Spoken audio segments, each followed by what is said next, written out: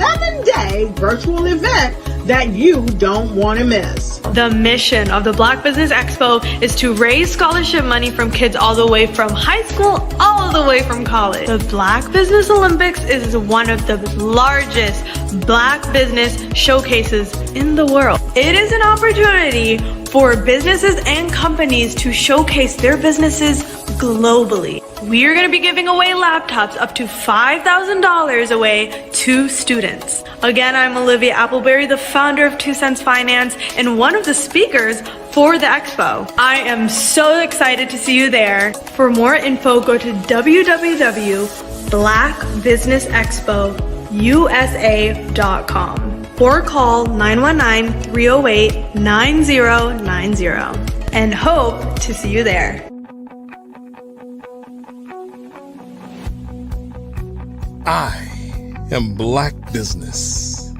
From the moment I wake until the time I sleep. Yes, I am Black business. I am Black business. Tell me, are you Black business? I am Black business. Do you support Black businesses? Listen, I support Black business because I am Black business.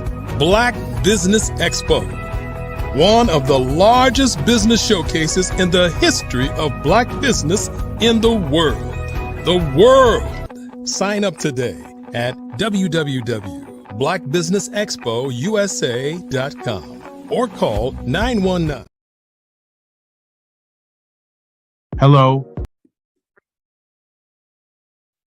Hello, I'm Dr. Madeline Ann Lewis, President and CEO of the Executive Women's Success Institute. And my genius is helping women accelerate the path to success. You know, I was blessed to have strong women in my life who encouraged, motivated, and pushed me to do my best and to never even think about giving up on my dreams. So I say to women, we must show up to rise up. We have talents and potential, but who will see them if we don't speak up and get noticed? I know that women are a tremendous resource on this planet, and there is nothing more fulfilling than helping a woman tap into her full potential.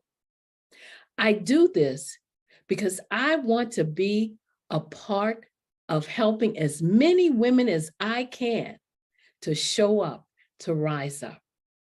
I do this because genius is common.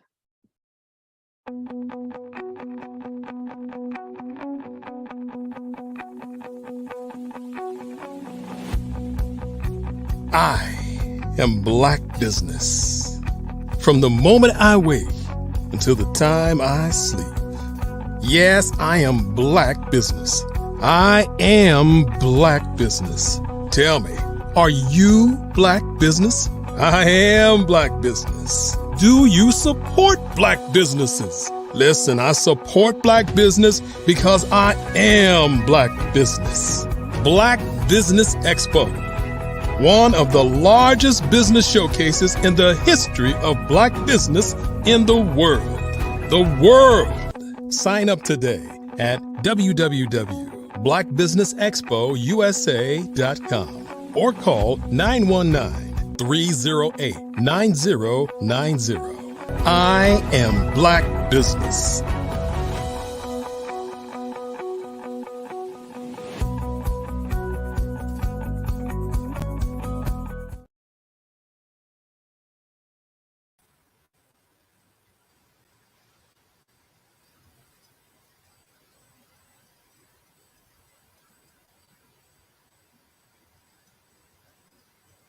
Thank you for joining us here at the Black Business Network. Our next guest that we're so excited to Did you know that approximately 333.34 million businesses exist today, according to a report from from 2021. And you may be one of those businesses, or maybe you're not in the business market yet, but you're aspiring to be a business owner. Well, guess what? You're in the right place at the right time. Because let's face it, everything is about timing and opportunity. Hi, my name is Dr. Lotus Richey, and I'm the CEO and founder of the Lotus Richey Coaching and Consulting LLC, along with the Lotus Richey Ignite Show. 15 minutes of success with Dr. Lotus Richey, as well as books to boom your business and bring who you are. And today, I want to bring this amazing message to you about the Black Business Network and the Black Business Olympics. See, the Black Business Network and the Black Business Olympics is designed to help people just like you, that's right, that look like me, to take their business to the next level. Not just in your front yard or your backyard, but globally. The Black Business Network and Black Business Olympics is designed not to just help you survive, but to help you thrive.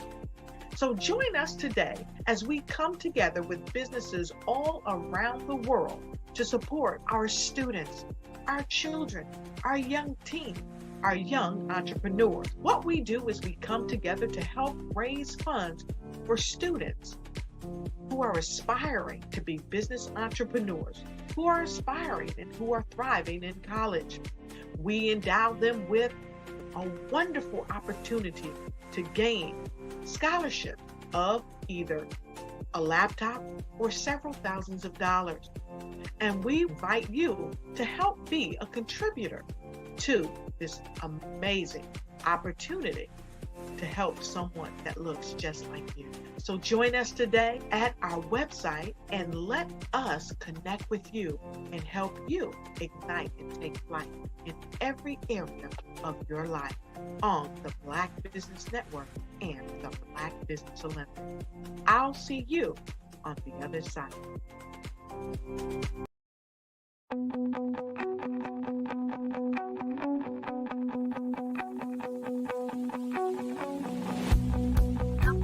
I am Black business. From the moment I wake until the time I sleep. Yes, I am Black business. I am Black business. Tell me, are you Black business? I am Black business. Do you support Black businesses? Listen, I support Black business because I am Black business. Black Business Expo, one of the largest business showcases in the history of Black business in the world. The world! Sign up today at www.blackbusinessexpousa.com or call 919-308-9090. I am Black business.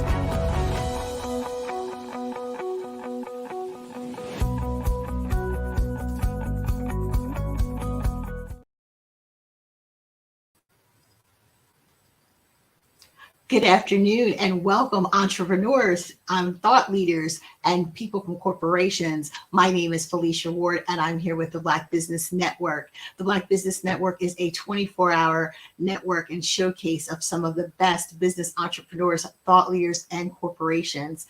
And next we have coming to the stage, we have people from all around the world, from South Carolina, Singapore, and a range of cities. So we're excited, and we're so excited to get started, and we look forward to hearing from our next speaker, Mr. Grant McGaugh.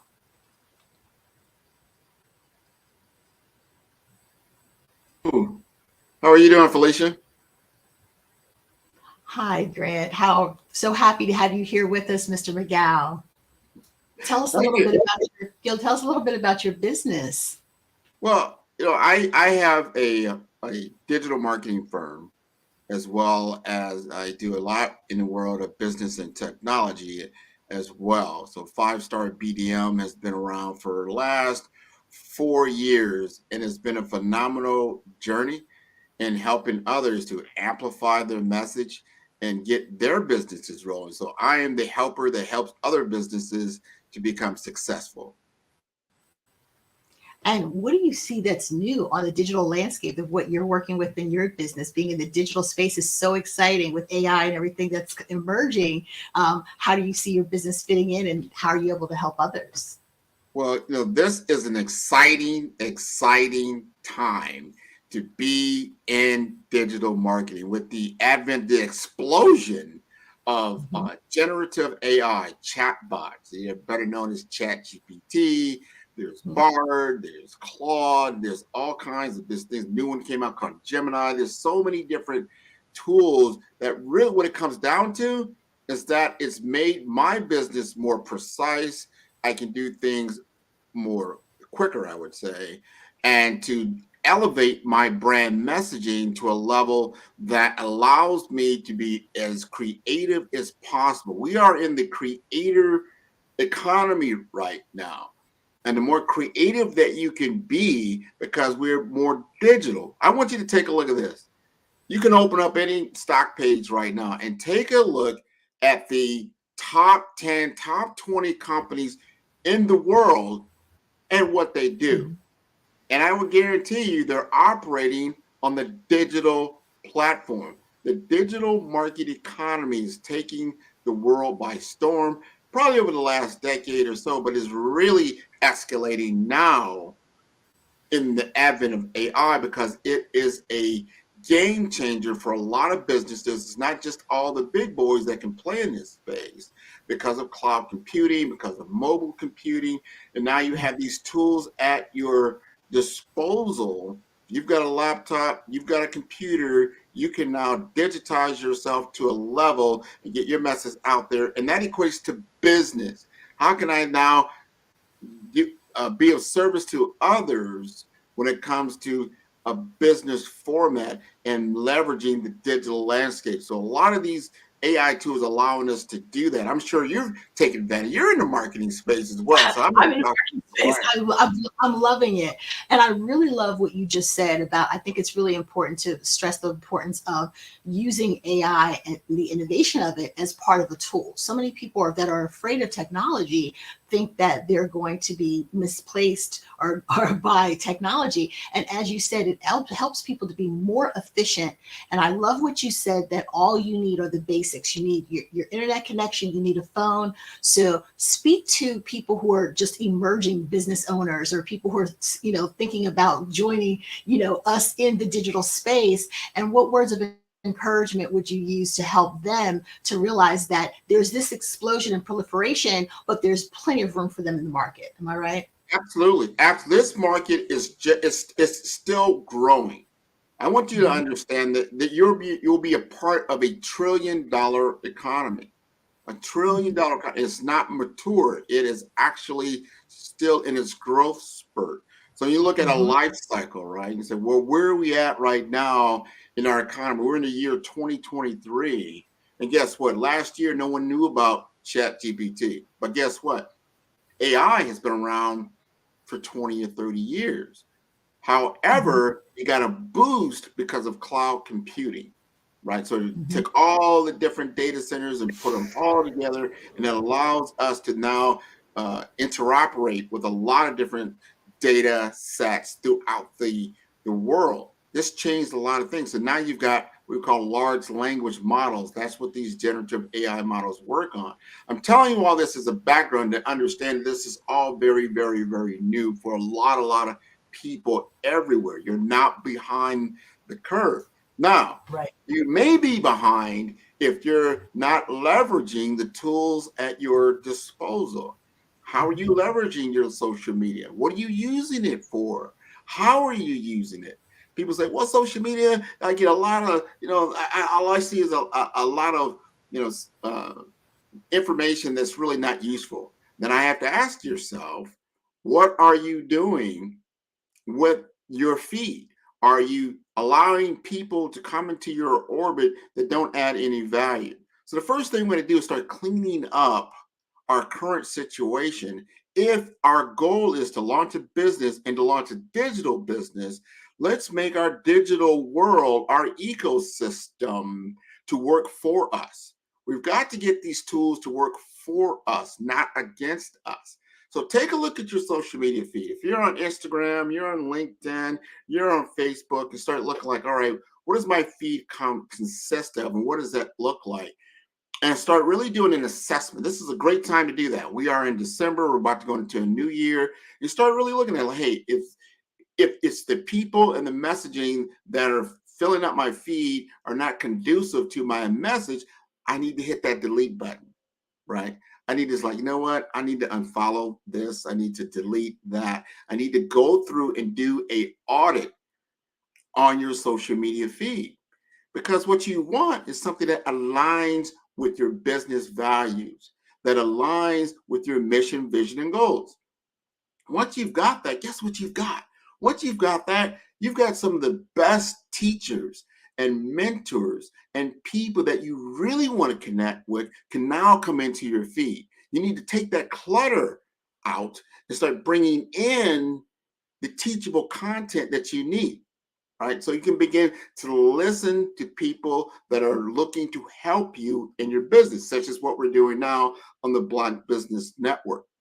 So you can start looking out. I know this, I love, you say, so Grant, what are some of the tools you like, or some of the social media that you like YouTube? I love YouTube, right? Why? Because I can ask intelligent questions about something that I need to know more about or I don't know how to do. And I can put that information in very simply, and it's going to give me a whole page or more of different videos about what I need to know about. So if I need to know about digital marketing, I'm going to put that in. Hey, I'm a novice in digital marketing. I'm going to write that in and see what comes back. You're going to start getting many, many people that are able to teach you about digital marketing, and all it costs you is your time. That's basically it. And you'll begin to get a better understanding. Start to look at all kinds of different people and what they're talking about. Because then as you start to go through that, you're going to start finding the ones that really resonate with you and what's really resonating with what your business is about, and can really teach you and get you to that next step. It's not about I might be on the ground floor, but how do I get to step one? How do I then get to step two? How do I get to step three? You don't want to start listening to somebody that's already at step 8, because from here to step 8, it's like, wow, I don't have $1 million of revenue coming in every month. I'm right here. I'm at 0. So I don't want to start listening to someone that's at $1 million. I need to start to listen to someone that can take me from that very beginning and then step me through to those steps to get me to that $1 million level. And that their content shows you that step by step. And you're going to have to go through that. If you start looking at all the videos that I have on my YouTube feed, you're going to get a lot of good content, a lot of good information that's going to begin to teach you about not just digital marketing. That's just one aspect of it. Maybe you need to know about personal branding. Maybe you need to know about business development, career development, technology, innovation. And you're not going to just hear it from Grant over and over again. You hear it from all these other subject matter people that I have gleaned and got information on. And I've given this information freely out to the public because I want this to be an education tool. I want to be one of those tools out there for people that are looking to get into this digital market to say, all right, Grant, I hear what you're saying. I do want to do this. I want to start where I am, which I have got a cell phone, I've got a laptop, I've got internet connection, and I've got an idea about a business venture. So now you want to start like, well, what's the framework do I need to start to really look at? How do I begin to mold it and get it ready for market? You have to be ready for market. You don't just start marketing. You got to get yourself ready for market. Would you agree with that, Felicia? I definitely, Grant. As a marketer, we all know if people want to jump head first into the space when they don't realize how much preparation it takes, especially when it comes to something that looks as simple as social media.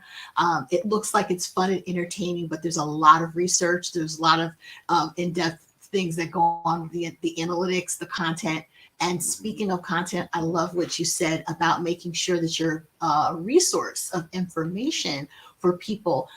That's one of the purposes of of having really great content, is that I call it the rabbit hole theory.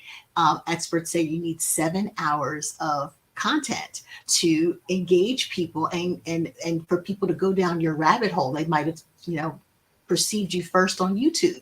And then they start looking at some of your content there. And then they might find you on Instagram. And then they go somewhere else and they see you and they start saying, this guy Grant knows a lot about digital marketing. They start following you. And that's how you get people to want to read your book, to subscribe to your platform, to take one of your courses, or to subscribe and pay for your products or services. So the digital age allows people the opportunity and provides a platform to democratize digital age and technology for everyone. Everything from Canva all the way up to a chat GPT that people now are utilizing as part of their day-to-day operations. And it allows people to be more efficient. And you can't say, well, I'm just a small business.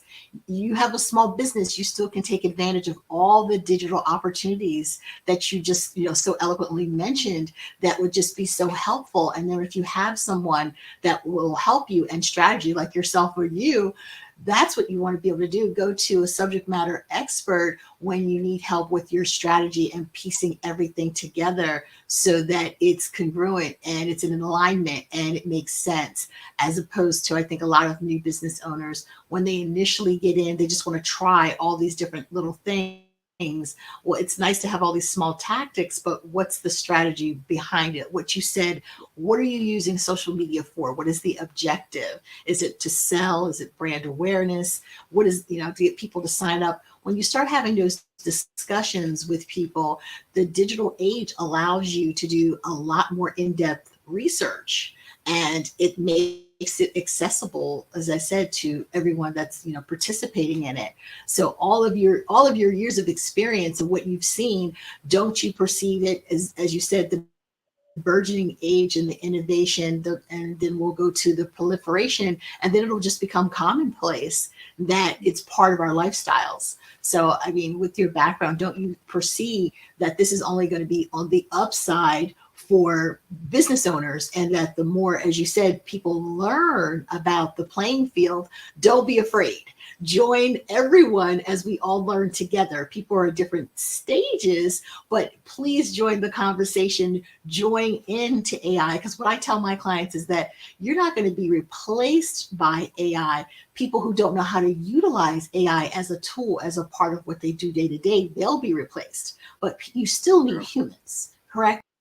Oh yes, 100%, 100%. That's why I would hope we'd be if the planet was just full of machines and no people, it might be a little boring. So I don't think we're replacing humans. We are amplifying the human experience, and we're taking information and automating it.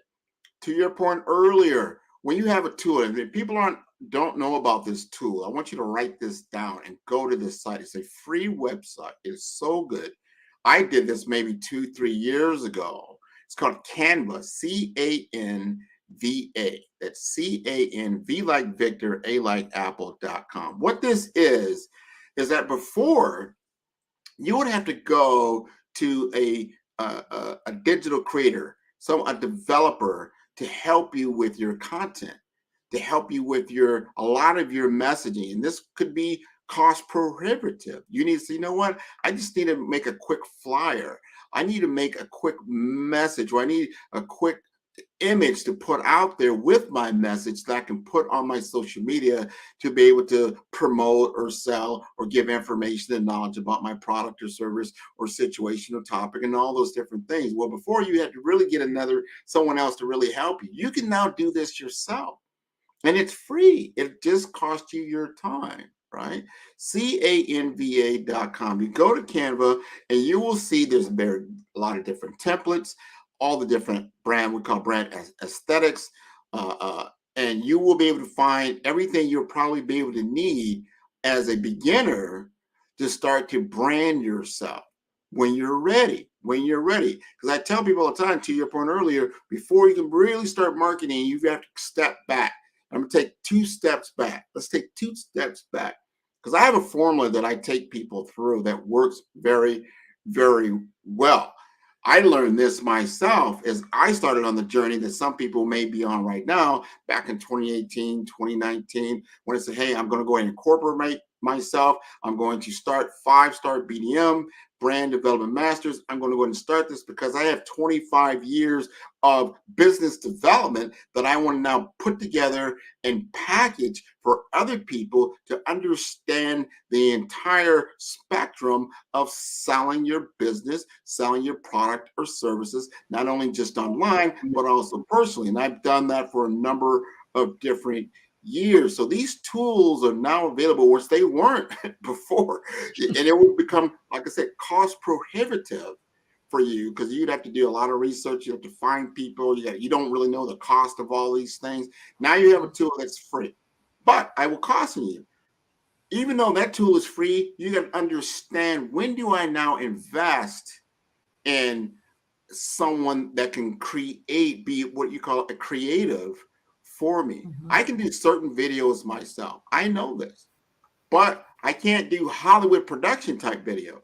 So I'm not saying, like, if I want a Hollywood type video, I want something more higher grade, I then go to someone that can do that for me. But it's good to also know some of these things yourself, because then you can discern what is good and what is not.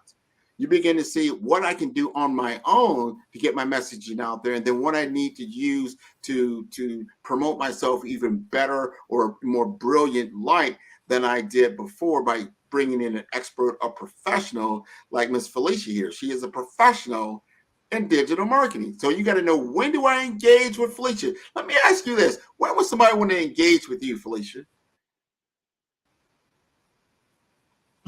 As you said, when they get to the point where they're no longer able to work within their zone of genius.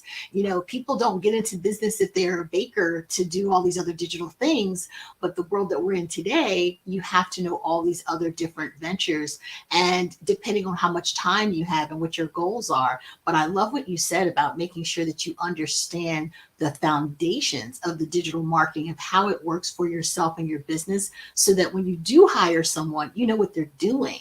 You know, so once you know what they're doing, now you have a better sense of whether or not they're doing a good job, they're doing a bad job, and you can find out what the litmus test is for your business. What is it that you truly need? Like what you just said, if you want to do Hollywood production, you have to look at the cost analysis of that. So tell me some number one service that you think that people need from you. If I want to come to you and I say, you know what, Grant, I'm having trouble with, what do you think is probably your most popular service and why? Well, my most popular service by far is going to be in the personal branding space. What I have found is that there's a lot of people that view content, whether it's on LinkedIn or which is more of a business social media site, or they're on Instagram, but they're more voyeurs. They don't feel comfortable putting things out themselves. They don't feel like stepping out into this digital realm. So I help them from a personal branding perspective. We got to do an assessment. Let's take a look at your current state. And I guarantee you, a lot of times when I'm looking at the current state, I'll take a look at their LinkedIn profile. The first thing I'm going to notice, they don't even have a banner. There's no banner. That's like saying not even just talking about a business. Let's say it's your career and someone is knocking at your door. Guess what? You don't even have a sign out front. There's nothing there that says you're home. It's almost, I wonder if this is vacant or not. And then you may or may not have a profile picture on your social media feed. Some people don't, some people do. But let's say you do, and then the picture is not clear, it's low quality, it's not even a headshot, there's nothing professional about this. And I go back to a story. Someone told me, this was 2014. I remember I started this job at a Fortune 500 company. I had to fly out to Denver, Colorado, and I got into this training program. Because the first thing you do when you start with a big job and all of these things, they got to take you, they got to show you, they got to train you, they got to show what the company's about. They give you a bunch of material and they show you, what's what and who's who. And this was a little different because say, hey, we're going to take a day and we're going to talk about social media training. We're going to show you how to utilize LinkedIn. They actually were they understood that a lot of the decision makers were on LinkedIn. And it was, at that time, it was just becoming a little bit more than what you call monster.com, right? It was a little bit more than just going out and posting a job, and the happy people that needed a job can then interact. It was more than that. It was like ZipRecruiter is today. It was a little bit deeper than that. So a trainer came in and spoke to the whole class and said, okay, who are we going after? Now, in my job, I'm in information technology. I want to talk to information technology decision makers. I said, great. Do you know you can utilize LinkedIn to make an initial contact with your prospect? They were like, yeah, I think we kind of know that. Well, most of your vice presidents, directors, and above are on this platform.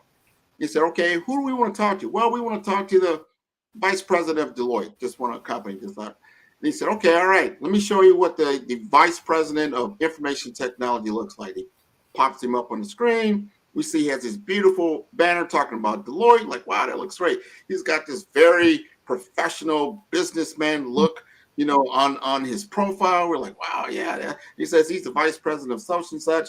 Here's his name. His name is Bill Doyle.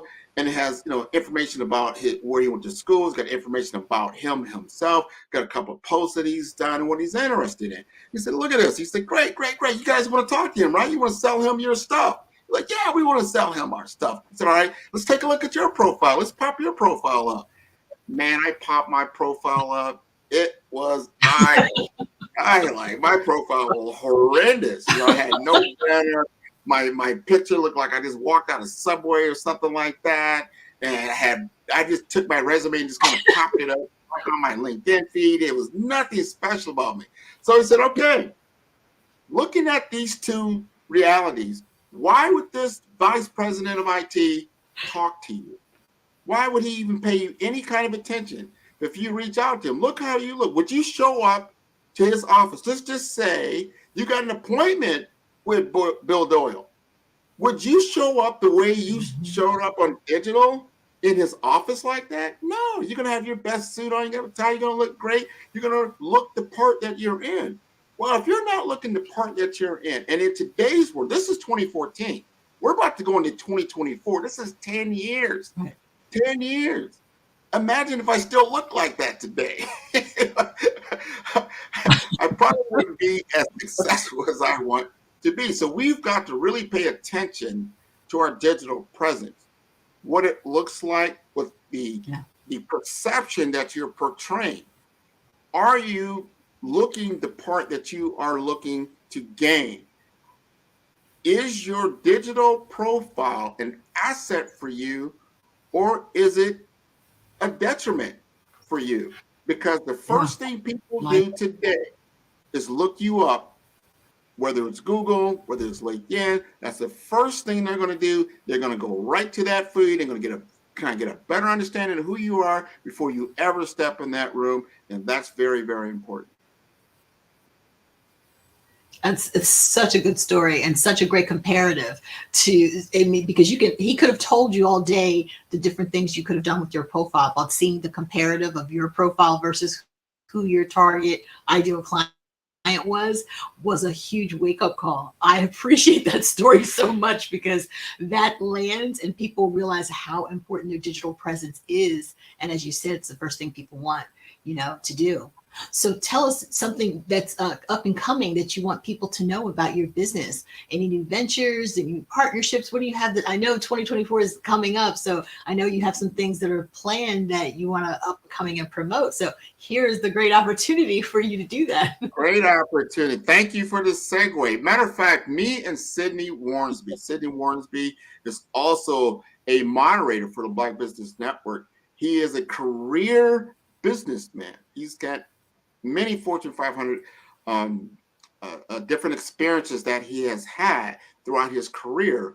Me and him are doing an event on January 27th for 4 weeks. It's actually a workshop on business development, on brand development. It's called the Profit Booster Forum.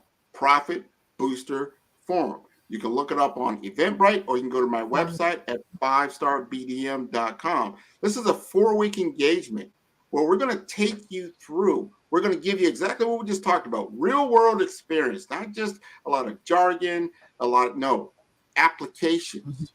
We're going to show you how to apply different formulas, different techniques, different strategies that you're going to be able to utilize, right, to actually grow your profitable business.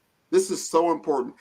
I always wanted somebody to say, Grant, if you could be, speed to market, how can I show you how to monetize your business in 12 months or less, 6 months or less, 3 months or less, than me trying to figure it out on my own and be 18 months, 36 months, and spent a ton of money and still got nowhere.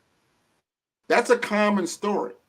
And we want to show people, hey, you don't invest in every single tool. You don't invest in every single coach. You don't invest in buy all these. You got to first learn how to make money, how to take what you already have and make that profitable, and then start adding these other things to make you even more profitable over time. This is a 4-week engagement. We'll give you that opportunity. Wow, that sounds incredible. I mean, first of all, people love to pay for a strategic shortcut and to know and take your breadth of experience and be able to say, these are the things you don't do. Let's get down to what works that we know is tried and true, give you a blueprint, a framework, and then to provide your insights. That's a fantastic program. I mean, I wouldn't miss that. And I love the name of the program. So that's coming up in January. And I love the partnership aspect of it as well, as combining all cylinders and getting that information out to people so that they can kind of start the year off right, kick off, with a bang, so to speak. And walking people through it is really what it's about. Helping, because you can, how many times people go to conferences and they take courses and they don't even open up the course. So when you walk someone step by step, that's gold right there. That's a top strategic shortcut that you definitely want to attend. Give the name of the program again and when it's available so they can reach out to you about it. Profit, PROFIT, Profit Booster Forum, right? Look it up on Eventbrite. You can put it in for my name, Grant McGaugh. You can put in Sydney Warnsby. You can put in 5-star BDM, and it'll come up. If you want to go to my website, it'll also come up. So you can go to 5starbdm.com, see Profit Booster Forum, sign up, limited seating. We're giving this course away, basically. It's very low cost for what you're getting. Remember, you're getting my 25 years of experience in business development, in brand development. You're getting Sydney's experience on the corporate level and running small businesses and knowing how to drive cost out of your business and actually to get you to be profitable in a shorter amount of time. You're going to gain a skills gap analysis as well as a dominating market position statement. So all of those are going to be deliverables for you as a blueprint as you go into 2024. As everybody knows in business, Q1, you got to hit that rocking. You don't want to get into Q2 and you haven't done anything, and then you're behind the 8 ball. So we're going to give you an opportunity to get ahead of the game. Wow. You're providing a wonderful opportunity to rock it out to 2024, start off the year right. Well, we loved having you here today, Grant. I mean, what you're doing and to help future business owners, and then the breadth of experience that you're bringing to the table and the professionalism, we thank you. We're, with the Black Business Network, we're really happy to have you here. And you just brought, a huge call to action to people to get it started. First quarter is so important, and we loved having you here and talking about your business. So we appreciate you here where knowledge is not common. Thank you so much for being here today. You're welcome. Over the past few years, we've seen the growth of existing and new initiatives focused on financial inclusion, building global networks, and reducing the wealth gap in response to the idea there's not enough seats at the table.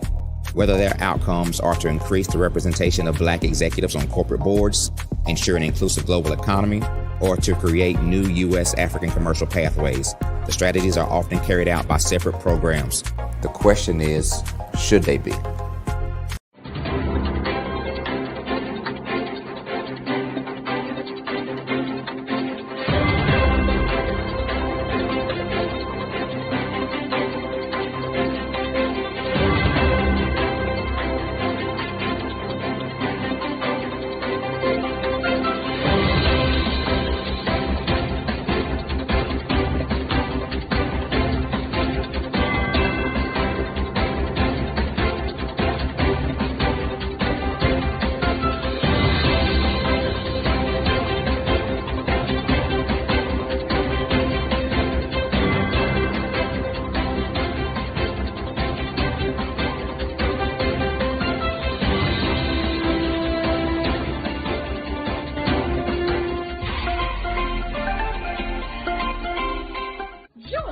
Dr. Eric Kelly III and a host of phenomenal speakers from all around the globe for this 7-day virtual event that you don't want to miss.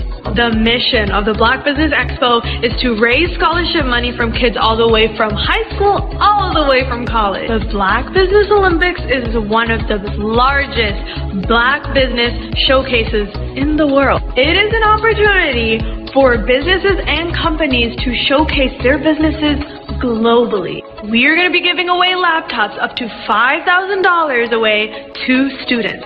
Again, I'm Olivia Appleberry, the founder of 2 Cents Finance and one of the speakers for the expo. I am so excited to see you there. For more info, go to www.blackbusinessexpousa.com or call 919-308-9090 and hope to see you there.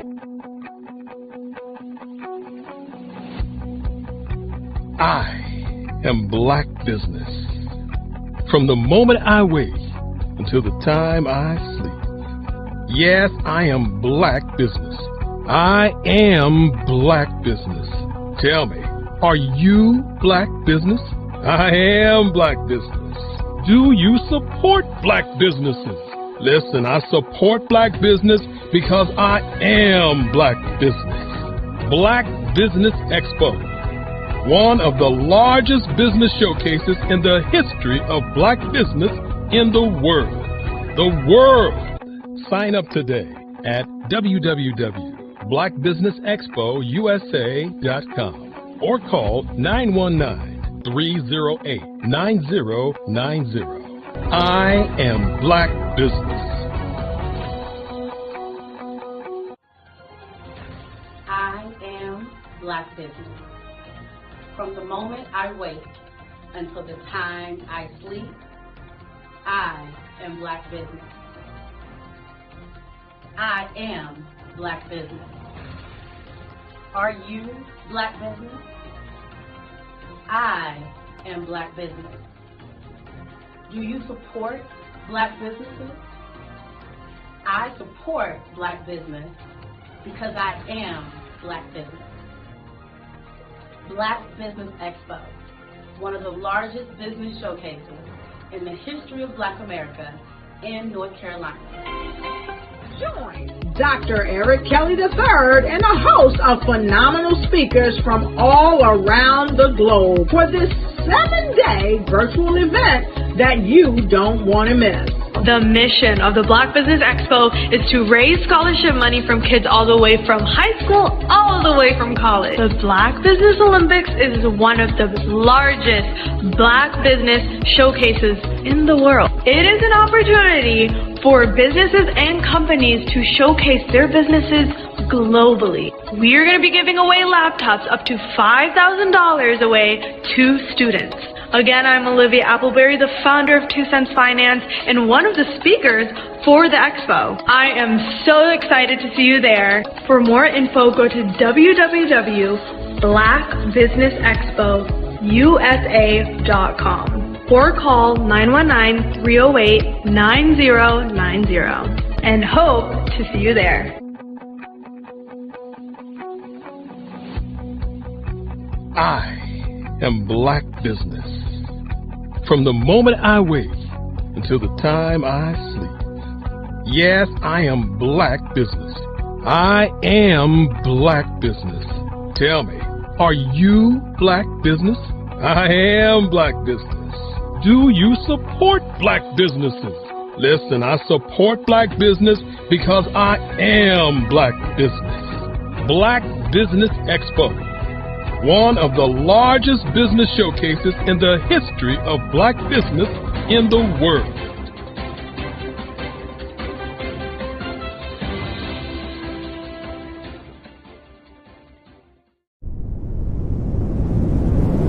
The Black Business Expo's mission is to raise funds for high school seniors going to college or K-12 entrepreneurs.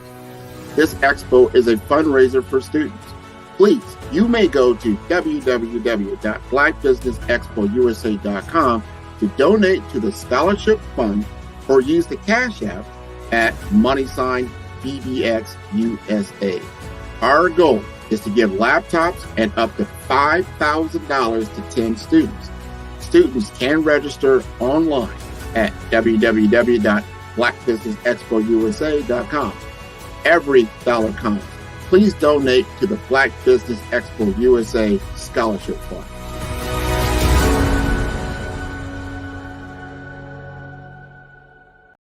Follow the Brand TV broadcast host, Grant McGaugh, as he visits with top executives and entrepreneurs to find out their secrets of success with their personal brand. Follow the Brand TV broadcast host as he focuses on brand development to build better relationships, bring value to your business, relationships, and career. You will enjoy listening to each episode that is tailored to speak to you directly. If you're looking for this type of clarity in terms of building your brand, you have tuned into the right station. Each episode will help you to shape a conversation in the 5-star BDM network of 20,000 professionals and become a springboard for your corporate engagement and business opportunities. Each guest will frame their story in the areas of personal branding, business development, career development, financial empowerment, and technology innovation. Grant McGaugh explains why he is the CEO and owner of his own professional career. Grant is an accomplished business leader and entrepreneur who wants to give back to individuals to grow their personal brand strategy. Tune in as he weaves his story about new possibilities, while to you exceed expectations. If you love storytelling, this show will make for fun.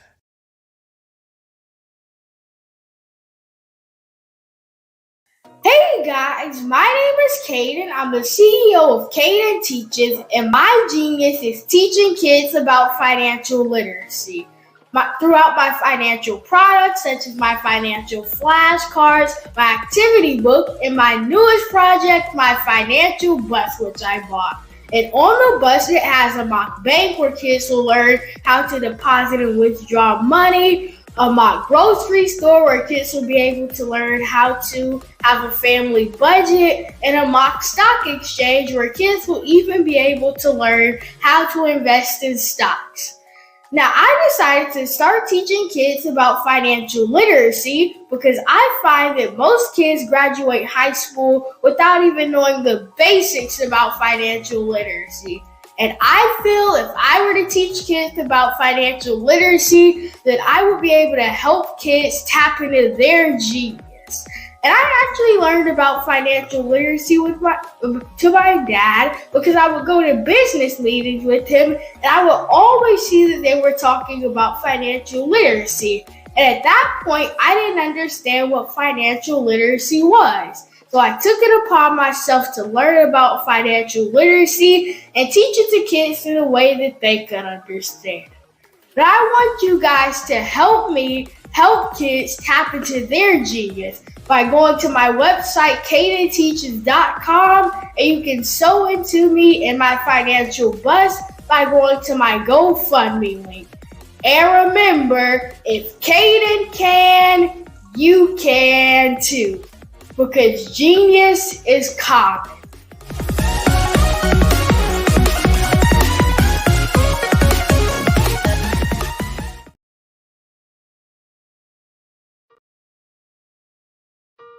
Hello, this is Israel, and I am CEO of Daydreams Interactive and author of Princess Planet. So, genius is common, and as a kid, I loved to daydream. Even as an adult, I love to daydream. And when my daughter became 6 and loved princess characters, but we just could not find the diversity that showed her, we created our own characters. So, for instance, you have Princess Nulu right here. Princess Nulu is from Uganda, and her genius is that she loves to take care of animals. She can actually even listen and hear what they say. And then we have Princess Isabella right here. Princess Isabella, she's from Cuba, and her genius is biochemistry. One day she hopes to eliminate disease. Then we have Princess Nia right here, and Princess Nia is based off of my daughter, and she is She wants to be the greatest dancer alive.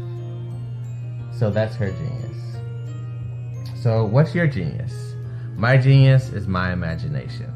Genius is common.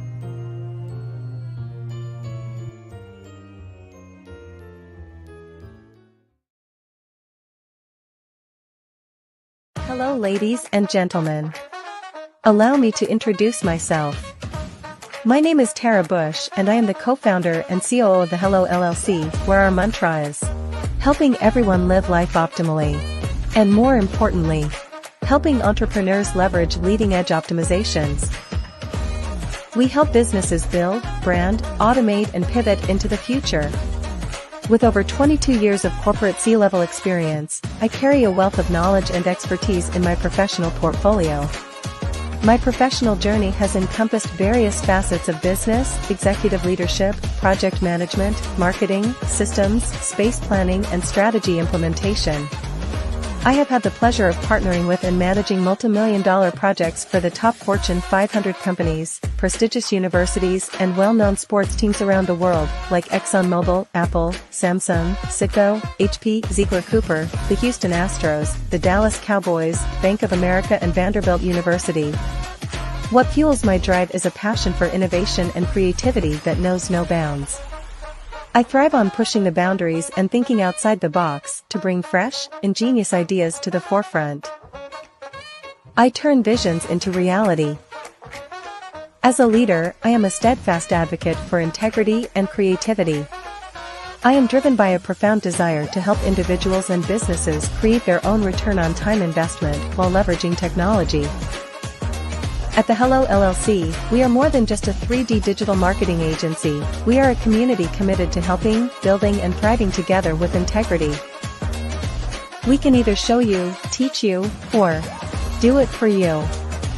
We believe in the power of innovation to transform the status quo. My fellow professional powerhouses, in the spirit of abundance, I firmly believe that there is enough prosperity in this world for all of us to thrive together. So, I invite you to make the pivot because the future is already here.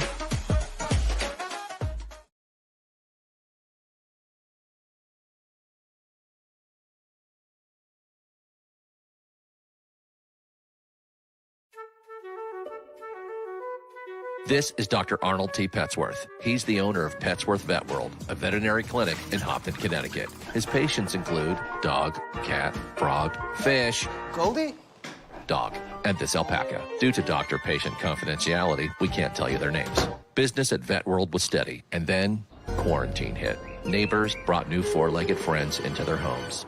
Bunnies. Bunnies everywhere. Dr. Petsworth welcomed these new patients with open arms. The only problem? There were more appointments than he could manage. That's when Dr. Petsworth turned to his American Express business card, which offers spending potential that's built for his changing business needs. He decided to hire a new assistant, Julio, and with spending power built for business purchases, he used his card to furnish a new exam room. Together, Dr. Petsworth, Julio, and American Express Business made sure all the pets of Hopton got the love and care they deserve. And everyone was happy. Get the card built for business by American Express.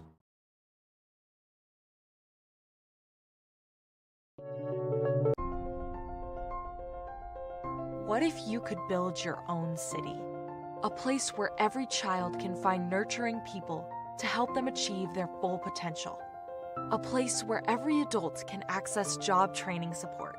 Where health education is abundant. Where social justice ruled the land.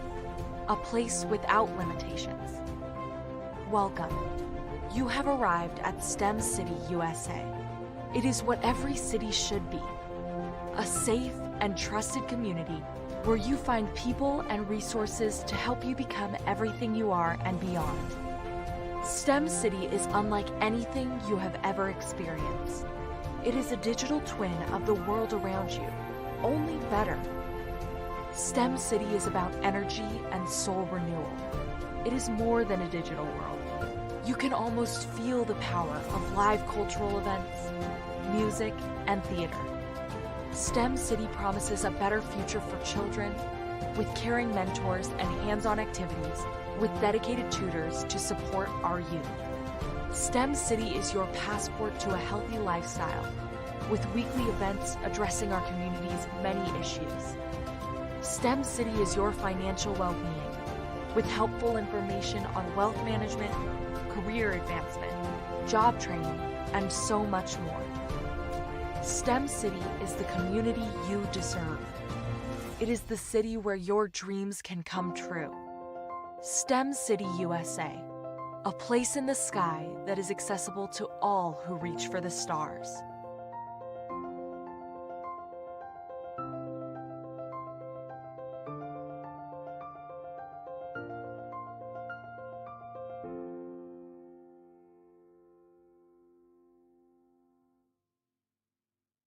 I'd like you to imagine with me, if you will, opening an app where you can collaborate with like-minded individuals from around the world, get inspiration and in-app tools to launch and grow your business, as well as share your knowledge and earn compensation, all in one app. Well, the name of that app is Truso, short for Truly Social. Hi, I'm Matthew Newman, the founder and CEO of Truso, a new concept in social media. Truso is designed from the ground up to be a platform that's both social and empowering for all its users. How exactly do we do that? I'm glad you asked. First, Truso brings the world together via video. Psychologists assert that video provides a significantly more effective connection than audio only. When you enter a community on Truso, you're face to face. Second, on Truso, you don't have to have 1 million followers to monetize. Our business model allows all hosts and moderators to monetize, no matter the size of your following, by 1, producing fee-based content, and 2, inviting others to join the platform as subscribers. Even more, Truso has an in-app resource library with over 100 free resources, forms, and documents to help you build your brand and grow your business. Third, Truso is inclusive. The deaf and hard of hearing communities make up 360 million people worldwide. Unlike audio-only apps, Truso embraces its community, providing a networking platform that allows them to participate via video and closed captioning. We even have a deaf and hard of hearing foundation in the works as well. Fourth, Truso is both social and safe. We refer to Truso as a virtual extension of the beauty shop, barbershop, and brainchild of the community. A place where there's laughter, along with wisdom, growth-oriented conversation, and genuine connections in a safe space. Truso even has proprietary security to ensure we maintain a safe environment for everyone. Where are we at now? Truso is live, y'all. We've launched in beta, and we're acquiring users daily. We have an incredible development and marketing team, plus amazing celebrity influencers at the table, helping us spread the word around the globe, beginning within the African diaspora and beyond by creating a safe space for growth, connection, and collaboration. We're truly excited about Truso. We've created something special for which there is a global market. And we invite you to embark on this journey with us as a shareholder. The future for Truso is truly bright. Join us and let's go there together.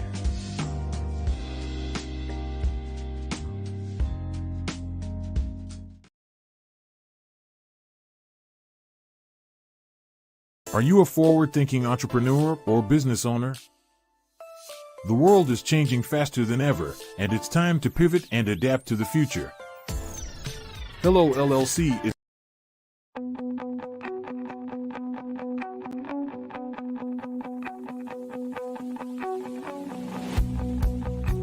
I am Black Business. From the moment I wake until the time I sleep. Yes, I am Black Business. I am Black Business.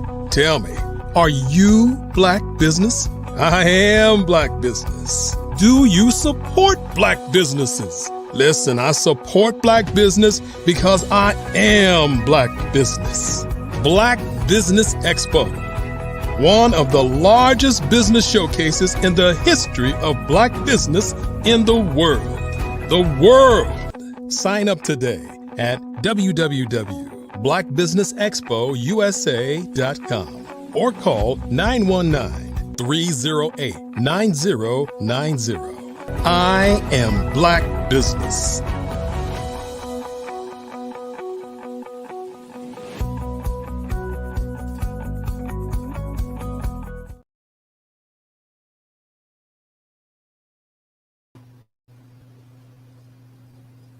Good afternoon, business owners, entrepreneurs, thought leaders, and corporations, and welcome to the Black Business Network. My name is Felicia Ward, and I will be your business moderator this evening on the Black Business Network.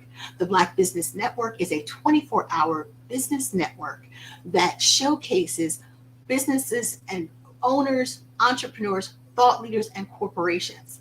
We have speakers from North Carolina, London, Singapore, Africa, Japan, and cities all over the United States. The Black Business Network is a global community sharing its business knowledge and helping to empower, inspire, and educate business owners about business. Our next business speaker is going to be Lawrence Nichols. Lawrence Nichols is a passionate servant leader, military veteran, church planter, ministry leader, school founder, and serial entrepreneur, author, mentor, and Maxwell Leadership certified team speaker, trainer, and coach. He and his wife, Tamara, have dedicated their lives to developing leaders who develop leaders in the United States and abroad. He has an innate ability to identify and to activate leaders' strengths and gifts while helping equip, empower them and their teams for greater impact. He leverages more than 3 decades of leadership and management experience in military, private, and faith-based arenas, inspiring others to cultivate and fully maximize their potential. He is passionate about helping others, and he helps ignite their vision and move toward higher levels of success. But most importantly, he is a loving husband and the father of 6 children and the grandfather of 4 amazing grandchildren. I present to you Lawrence Nichols. Greetings, Felicia. Hi, Mr. Nichols. So happy to have you here. Well, genius is common, and I will see you on the other side. Thank you so much. Now, before we begin, I want to express my gratitude and appreciation for Dr. Kelly, his team, and his stewardship of vision. His tireless efforts continue to create a space for voices like ours to be heard globally, and that is a stellar accomplishment. The legacy upon which he stands and continues to build is a prime example of the impact of developing leaders in an organization. I salute you, Dr. Kelly. Also, I want to take a moment to thank everyone in the Black Business Network for your ongoing commitment to educate and empower the masses. Know that your labor is not in vain.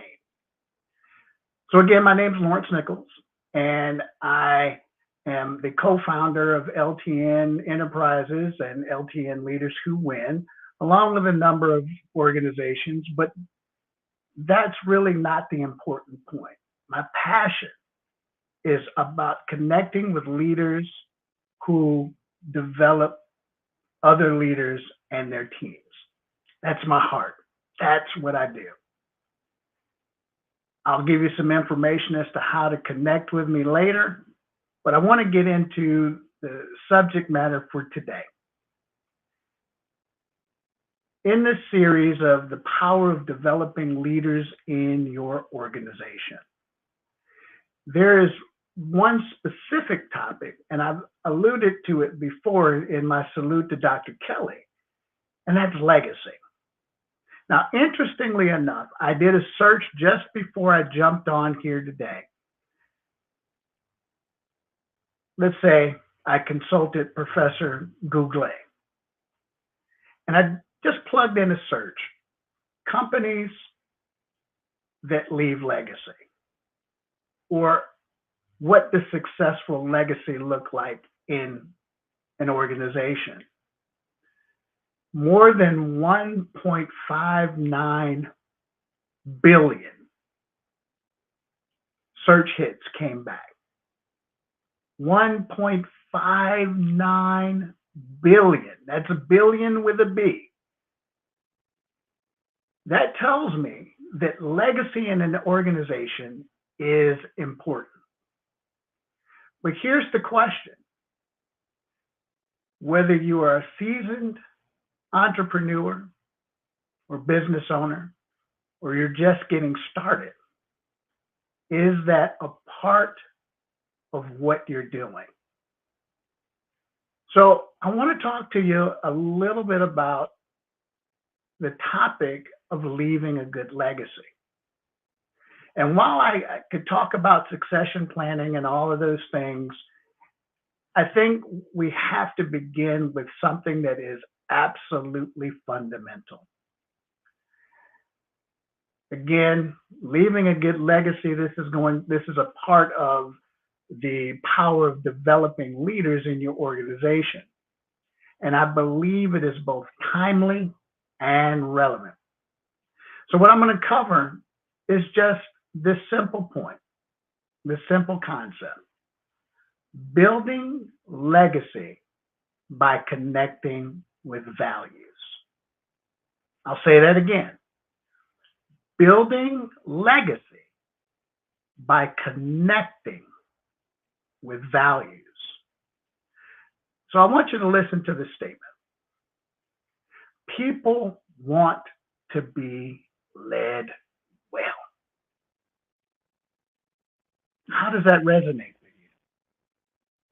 Were you immediately transported to a time when you experienced exceptional leadership? Maybe you were, reminded of a time when you were under less than desirable leadership. Okay, let me ask you another question. If I asked five people to describe the impact of your leadership, what would they say? Would the significance of your leadership be positively felt for generations to come? Now, I want you to take note. I use the modifier positively. Why? The way we lead affects others, not for a moment in time, but oftentimes it is over years, even generations. That's legacy. And because leadership is influence, we have the power as leaders to influence the legacy of companies far beyond our presence there. So one way we lead well is through developing a powerful connection to their why. People have many reasons for exhibiting the behavior that they do. The person acts a particular way, usually because of one's value system. Once we understand that values are generally passed down through time and often serve as a compass for guiding behavior, then we realize the importance of taking the time to connect with a person's values. See, by doing that, you lose nothing. In fact, what you gain is crucial insight into what's important to the people on your team. You find out where they've been, where they might want to go. But most importantly, and if you're taking notes, this is what I want to just tell you. If you're taking notes, what it does is it gives you, as a leader of your company, your organization, as you're mapping out the future, it provides you with a roadmap for how the individuals and your company's values align. That makes it easier to serve everybody's why. Isn't that the point of legacy?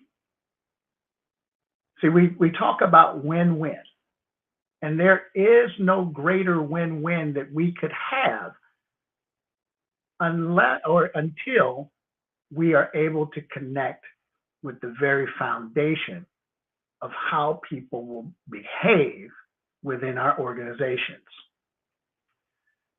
So here's the multiplier. When an organization's values align with its people's values, the success factor increases exponentially. People will work harder when they love coming to work. And the truth of the matter is people love coming to work in a place where they find value, where people have taken the time to find out what they care about. It's often been said, people don't care about how much you know until they know how much you care. The same is true when we're considering the values of people. See, people will fight you over values.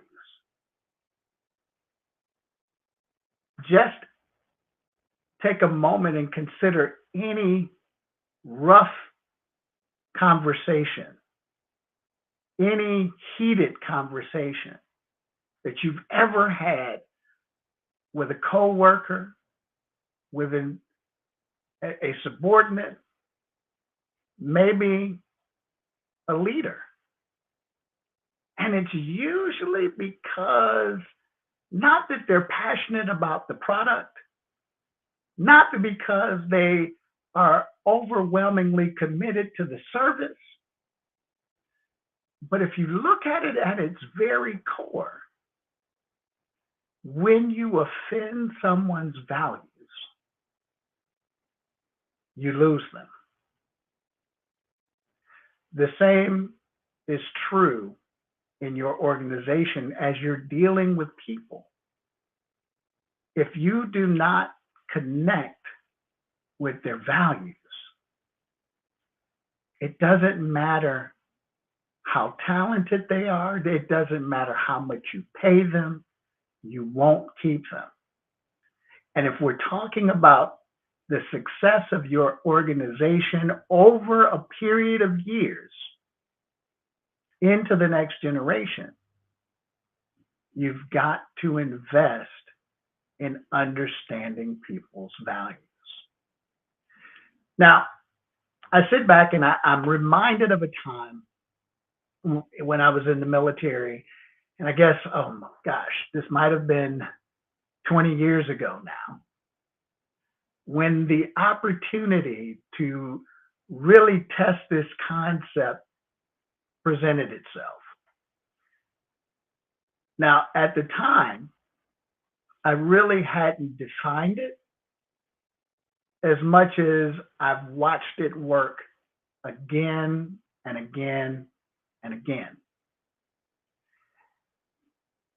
I led three different teams with three very, very, very different functional objectives.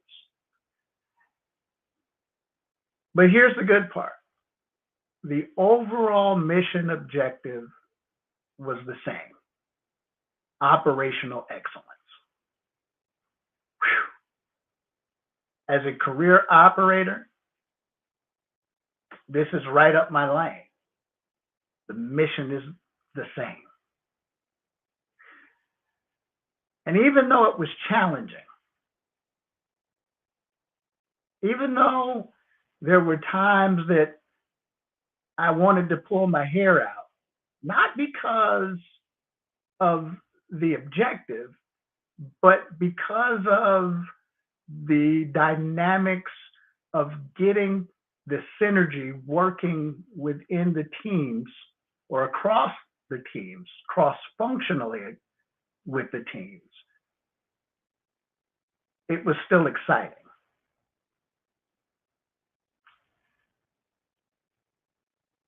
The objective or the value was the same for each: operational excellence. And connecting those values of the organization with the values of the people was relatively easy. Everyone had similar training. Everyone had similar military assignments or previous assignments. Everyone had similar family backgrounds, and so on. And up to this point in my career, I had earned a reputation for helping at-risk sailors get back on track to achieve success. So I wasn't surprised when my leader and mentor came to me with a quote-unquote problem sailor. But this one was different. This one was different. He was a military musician. Yeah, a military musician. Now, I know you're probably sitting here going, what did you do with that? And that's exactly what was going through my head. What am I going to do with this?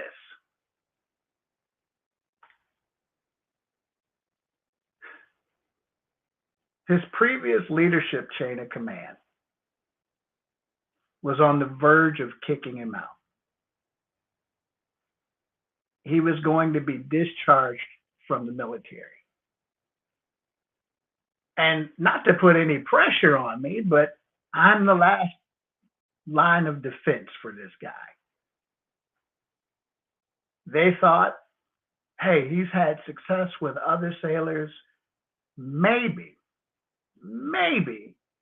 he'll be able to do something with him. This was a last-ditch effort to see if he could be salvaged. Now, here's what I was facing. His report card said that he was deemed insubordinate. He was lazy. He was unwilling to follow instruction. But in only 6 months, he became one of my top performers. And not only one of my top performers, but one of the top performers in the command. What was the difference maker? I connected with his values. I didn't connect with his gift. I didn't connect with his talent. I didn't connect with his training. I connected with his values. See, I sat down and I listened to what he had to say. Tell me about yourself. And as he told me about himself, he shared with me that he loved being a musician. Oh, really? Well, tell me a little bit more about that. He said that he actually acquired his passion for music from his father when he was a little boy. He even went on to share with me that his pursuit of music as a career was a result of the impact that his deceased father had on him. Aha. See, just by having a conversation,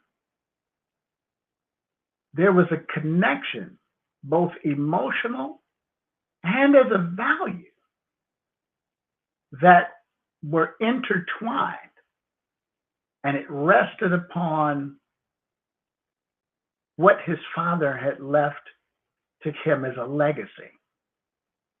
Music was a legacy. And because his father had passed on,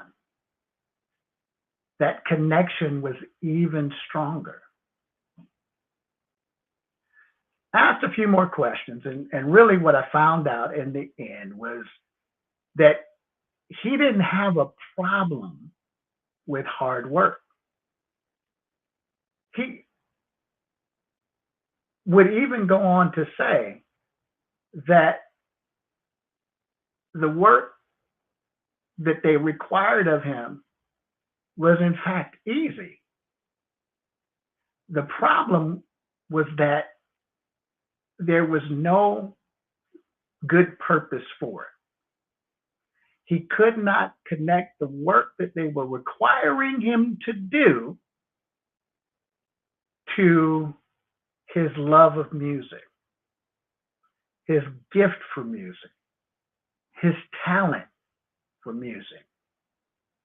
Now, I heard him play, and let me tell you, the boy was bad. I mean, when I say bad, I'm talking about bad as in good. He was phenomenal. But he had a problem with connecting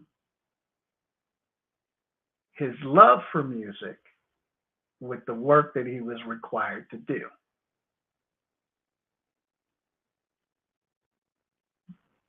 Aha. That's the value connection. That's it. I know how to help this sailor.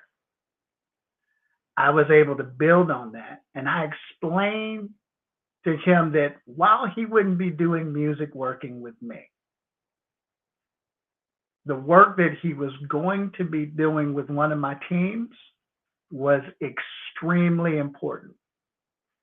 So important that his efforts would significantly impact hundreds, if not thousands, of other sailors. I convinced him to buy into the mission based on his inherent value system. I even gave him an additional incentive, and I connected him with some groups locally that held gigs and played music and were creative in their space. Things for him to do when he wasn't working with me. And did he excel? Oh, did he excel? See, here's the thing. When we realize that people want more than a paycheck, that they really want to love the work that they do, then it becomes easy. The key that we have to remember is that we have to find how to align the employer and the employee, particularly value alignment. When we do that, companies build a legacy that lasts. The organization establishes a reputation for being a great place to work. But here is the notable key. It becomes a place where people want to come and work. And what do I mean by that? You now get fruit that bears fruit because you connected with the value of an individual. People's children and their children will now want to work for a place that has value-based alignment. See, when we connect with people's alignment or value, and we're in tune with that, you never have to look for good people in your organization because they already align with your value. So what I want to encourage everyone to do, if this is something that has resonated with you and you'd like for me to reach out to you and maybe help you with a strategic initiative, you can reach out to me at LTN Leaders Who Win on any one of the social media platforms out there, whether it's an instant message or Facebook. Reach out to me at LTN Leaders Who Win, and let's have a talk. I'd love to be able to help you overcome any of those challenges you may be facing. And again, genius is common, and I'll see you on the other side.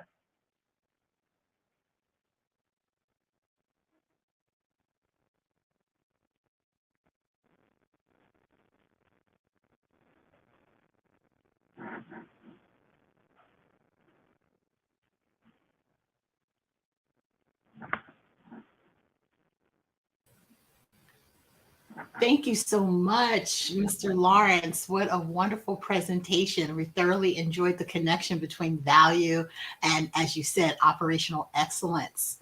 So thank you so much for that. And wanted to let you know, genius is common, and I will see you on the other side.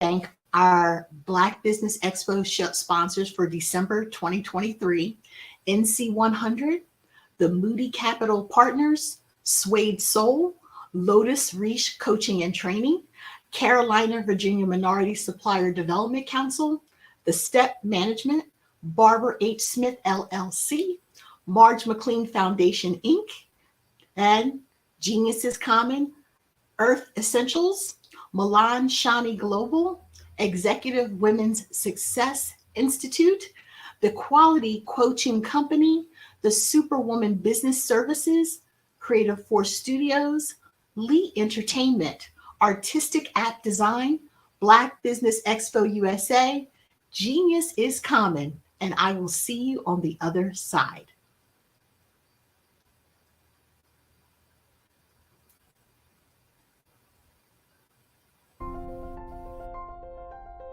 What if you could build your own city? A place where every child can find nurturing people to help them achieve their full potential. A place where every adult can access job training support. Where health education is abundant. Where social justice ruled the land. A place without limitations. Welcome. You have arrived at STEM City, USA. It is what every city should be.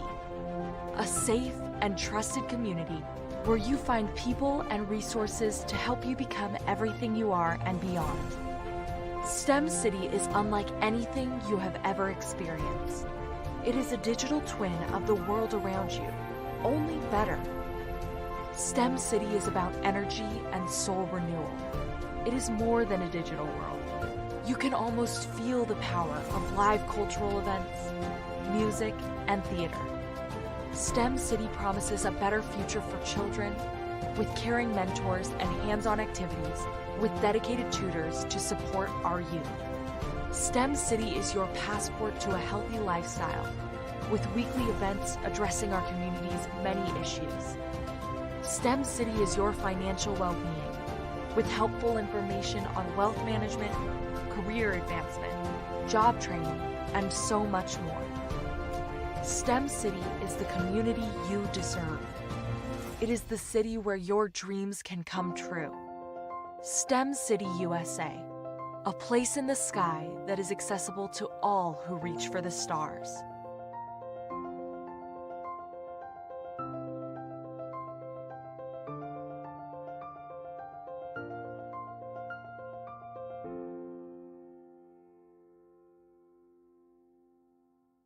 Sometimes you got to hear the news from the Black perspective, and more specifically, Black publishers. And that's exactly why you have to download the HeyTie app, the largest mobile app delivering breaking news, videos, and podcasts from 200 of your favorite Black publishers. Yes, 200 Black publishers delivering news as it happens, literally all in one app. Go to HAYTI.com or download the app in the Google Play Store or Apple App Store. It's completely free, along with information that you can trust, so go check them out. Hello, I am Dr. Eric Kelly III, the visionary strategist and founder of the Black Business Olympics. I invite you to showcase your Black-owned businesses on the Black Business Network global stage. The Black Business Olympics is a global Black Business Network platform that propels Black-owned businesses into the international spotlight. By showcasing your business on the Black Business Olympics platform, you can reach a worldwide audience of potential customers, partners, and investors. You can also establish yourself as a thought leader and expert in your field, attract lucrative partnerships, and more speaking engagements. In addition, the Black Business Olympics platform provides a valuable opportunity to connect and collaborate with like-minded entrepreneurs and business professionals from around the world. This can lead to new business opportunities, ideas, and relationships. Finally, by sharing your story and expertise on the Black Business Olympics platform, you can inspire and empower others. This is a powerful way to make a positive impact on the world and leave a lasting legacy. If you are a Black-owned business owner, I encourage you to seize the opportunity to showcase your business on the Black Business Olympics platform. It is a once-in-a-lifetime opportunity to make an indelible mark on the world. Be one of the 1,000 visionary entrepreneurs who are changing students' lives, shaping industries, and leaving an unforgettable legacy for their families. Unleash your voice on our global stage and watch your business thrive. Black Business Olympics is one of the largest Black business showcases in the history of Black business in the world. Yes, the entire world.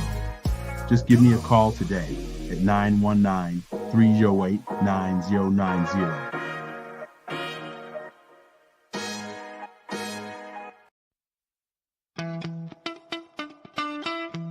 How many times have you been asked to help someone you didn't even know, a student, a business entrepreneur, or did you ever even ask, where did they end up? That business, that friend, that entrepreneur. Well, just maybe they ended up in a gang, bankrupt, homeless, or worse, dead. Maybe they turned to crime, drugs, and alcohol. Did you ever wonder? Did you destroy their dream, or was your life always so easy? At the Black Business Olympics, we started a movement to help students complete. Give them hope and foster success. Help them to leave their dreams of providing laptops, computers, and up to $5,000 in scholarship funds.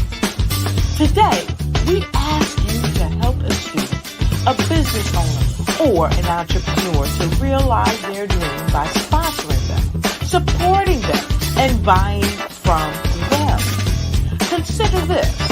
With $1.6 trillion in our Black community, we only ask for a small donation for our students, our businesses, and our entrepreneurs.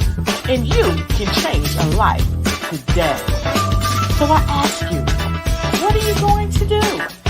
Sit on the sideline and watch our students in high school be leaving, miss out on their dreams from lack of resources? Or are you going to donate to the movement and change their future and yours as well? Give us a call today at 919-308-9090. Change their life by investing with action to the Black Business Olympic Fund. The Black Business Olympics, one of the largest business showcases of Black business in the history of the world.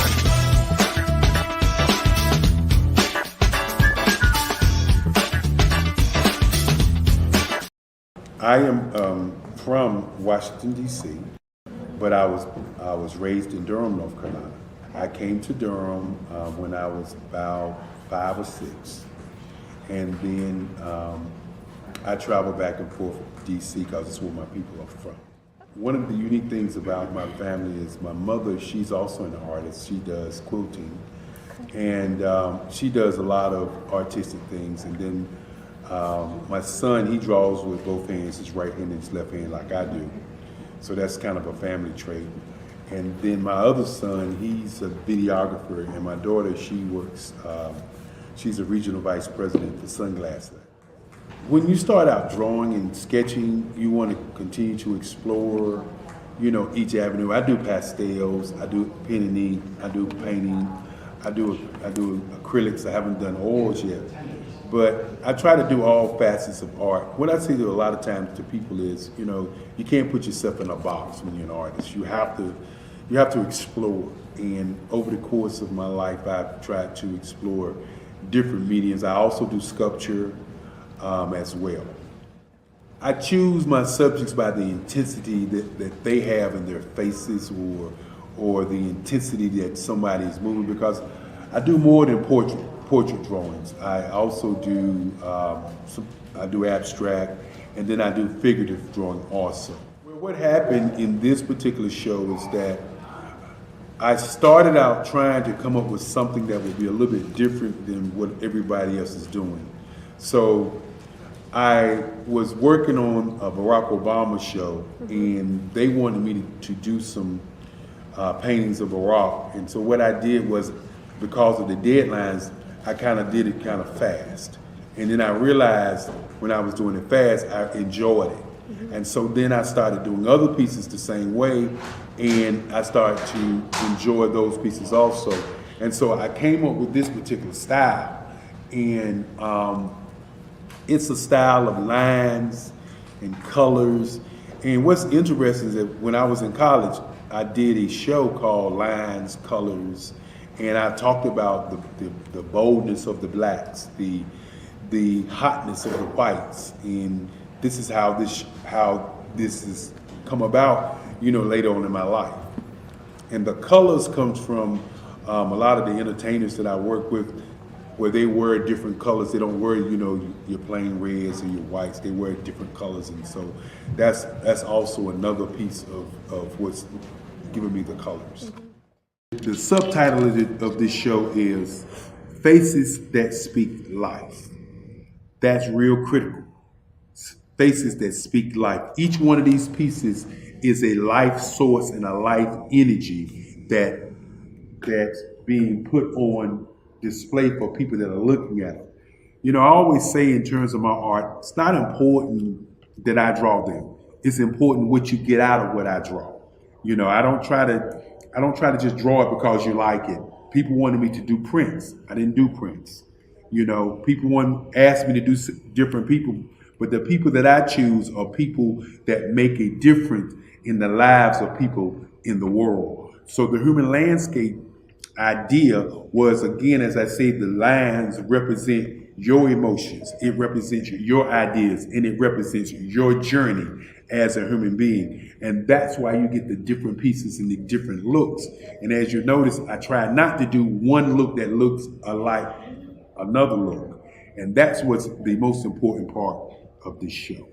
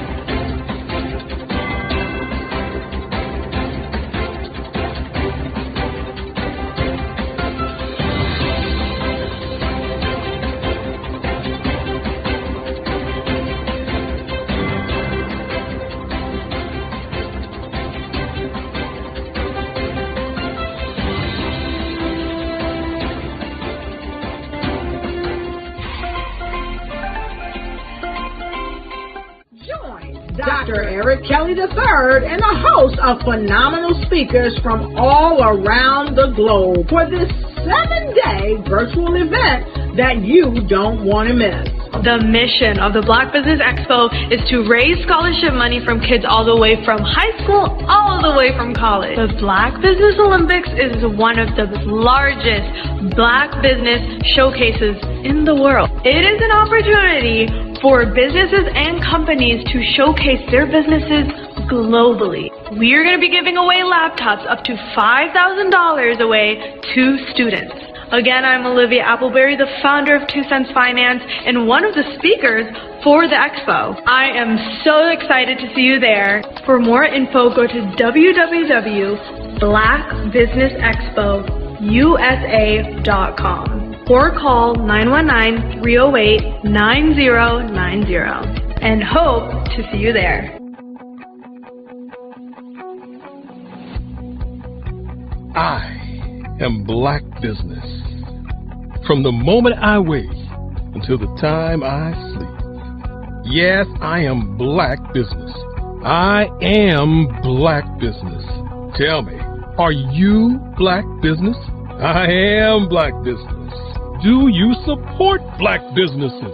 Listen, I support Black business because I am Black Business. Black Business Expo, one of the largest business showcases in the history of Black business in the world. The world! Sign up today at www.blackbusinessexpousa.com or call 919-308-9090. I am Black Business.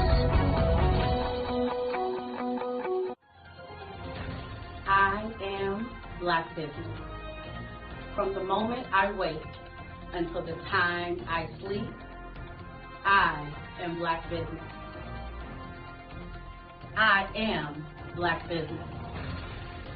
Are you Black Business? I am Black Business. Do you support Black businesses? I support Black business because I am Black Business. Black Business Expo, one of the largest business showcases in the history of Black America in North Carolina. Join Dr. Eric Kelly III and a host of phenomenal speakers from all around the globe for this 7-day virtual event that you don't want to miss. The mission of the Black Business Expo is to raise scholarship money from kids all the way from high school, all the way from college. The Black Business Olympics is one of the largest Black business showcases in the world. It is an opportunity for businesses and companies to showcase their businesses globally. We are going to be giving away laptops up to $5,000 away to students.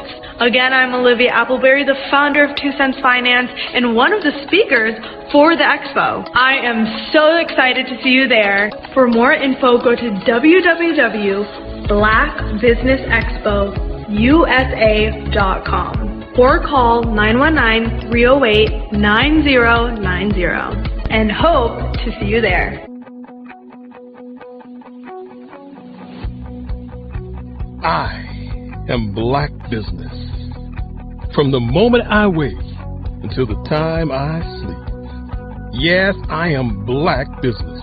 I am Black Business. Tell me, are you Black Business? I am Black Business.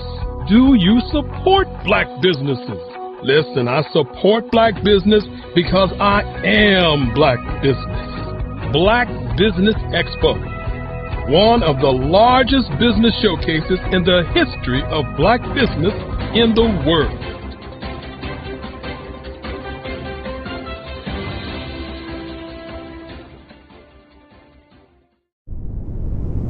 I'd like you to imagine with me, if you will, opening an app where you can collaborate with like-minded individuals from around the world, get inspiration and in-app tools to launch and grow your business, as well as share your knowledge and earn compensation, all in one app. Well, the name of that app is Truso, short for Truly Social. Hi, I'm Matthew Newman, the the founder and CEO of Truso. A new concept in social media, Truso is designed from the ground up to be a platform that's both social and empowering for all its users. How exactly do we do that? I'm glad you asked. First, Truso brings the world together via video. Psychologists assert that video provides a significantly more effective connection than audio only. When you enter a community on Truso, you're face to face. Second, on Truso, you don't have to have 1 million followers to monetize.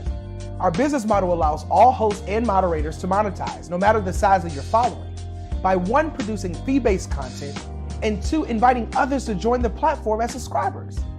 Even more, Truso has an in-app resource library with over 100 free resources, forms, and documents to help you build your brand and grow your business. Third, Truso is inclusive. The deaf and hard of hearing communities make up 360 million people worldwide. Unlike audio-only apps, Truso embraces this community, providing a networking platform that allows them to participate via video and closed captioning. We even have a deaf and hard of hearing foundation in the works as well. Fourth, Truso is both social and safe. We refer to Truso as a virtual extension of the beauty shop, barbershop, and brainchild of the community. A place where there's laughter, along with wisdom, growth-oriented conversation, and genuine connections in a safe space. Truso even has proprietary security to ensure we maintain a safe environment for everyone. Where are we at now? Truso is live, y'all. We've launched in beta and we're acquiring users daily. We have an incredible development and marketing team, plus amazing celebrity influencers at the table, helping us spread the word around the globe, beginning within the African diaspora and beyond by creating a safe space for growth, connection, and collaboration. We're truly excited about Truso. We've created something special for which there is a global market. And we invite you to embark on this journey with us as a shareholder. The future for Truso is truly bright. Join us and let's go there together.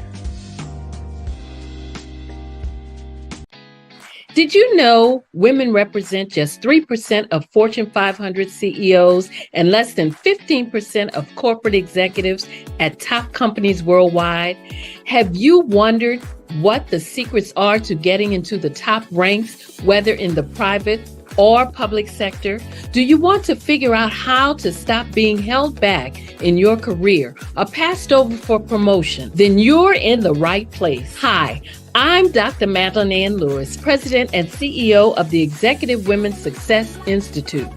I have decades of experience in the military, the federal government, and corporate America, and my mission is to help women succeed and tap into their full potential.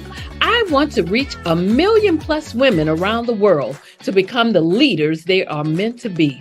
So if you want to move into a management or executive level position, or maybe you are a female veteran transitioning out of the military into business entrepreneurship, then reach out to the Executive Women's Success Institute at 301-693-3284. Let us get you on the fast track to success.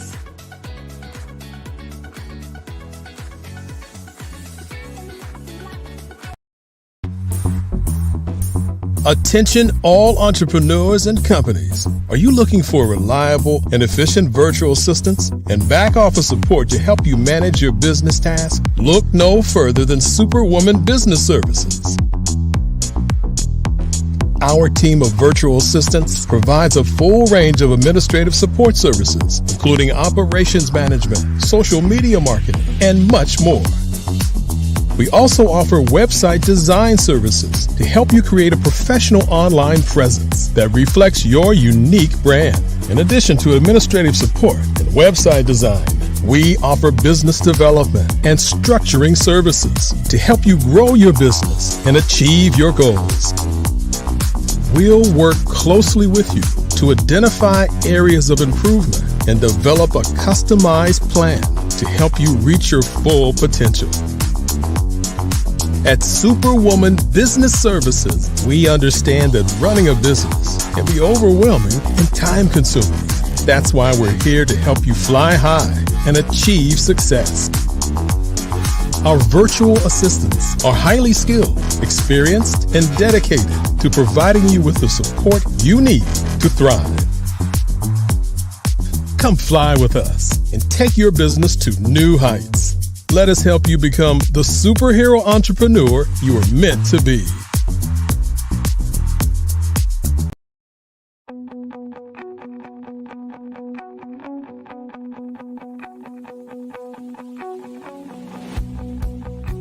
I am Black Business.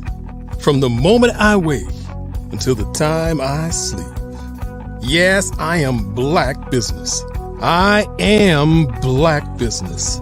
Tell me, are you Black Business? I am Black Business. Do you support Black businesses? Listen, I support Black business because I am Black Business. Black Business Expo, one of the largest business showcases in the history of Black business in the world. The world!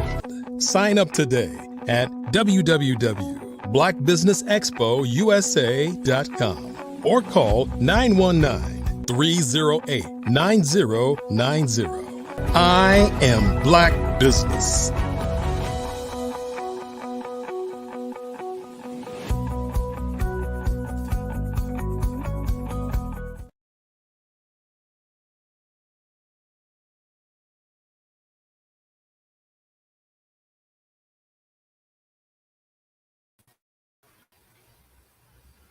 Good afternoon, business owners, entrepreneurs, thought leaders, and corporations. Welcome to the Black Business Network. My name is Felicia Ward, and I will be your business moderator for this evening on the Black Business Network. The Black Business Network is a 24-hour business network showcasing Black businesses, business owners, entrepreneurs, and thought leaders around the world. We have speakers from North Carolina, London, Singapore, Africa, Japan, and cities from all over the United States. The Black Business Network is a global community sharing its business knowledge to empower, inspire, and educate businesses about business. I'm proud to actually bring to the stage for our next fireside chat will be Dr. Tabitha Russell.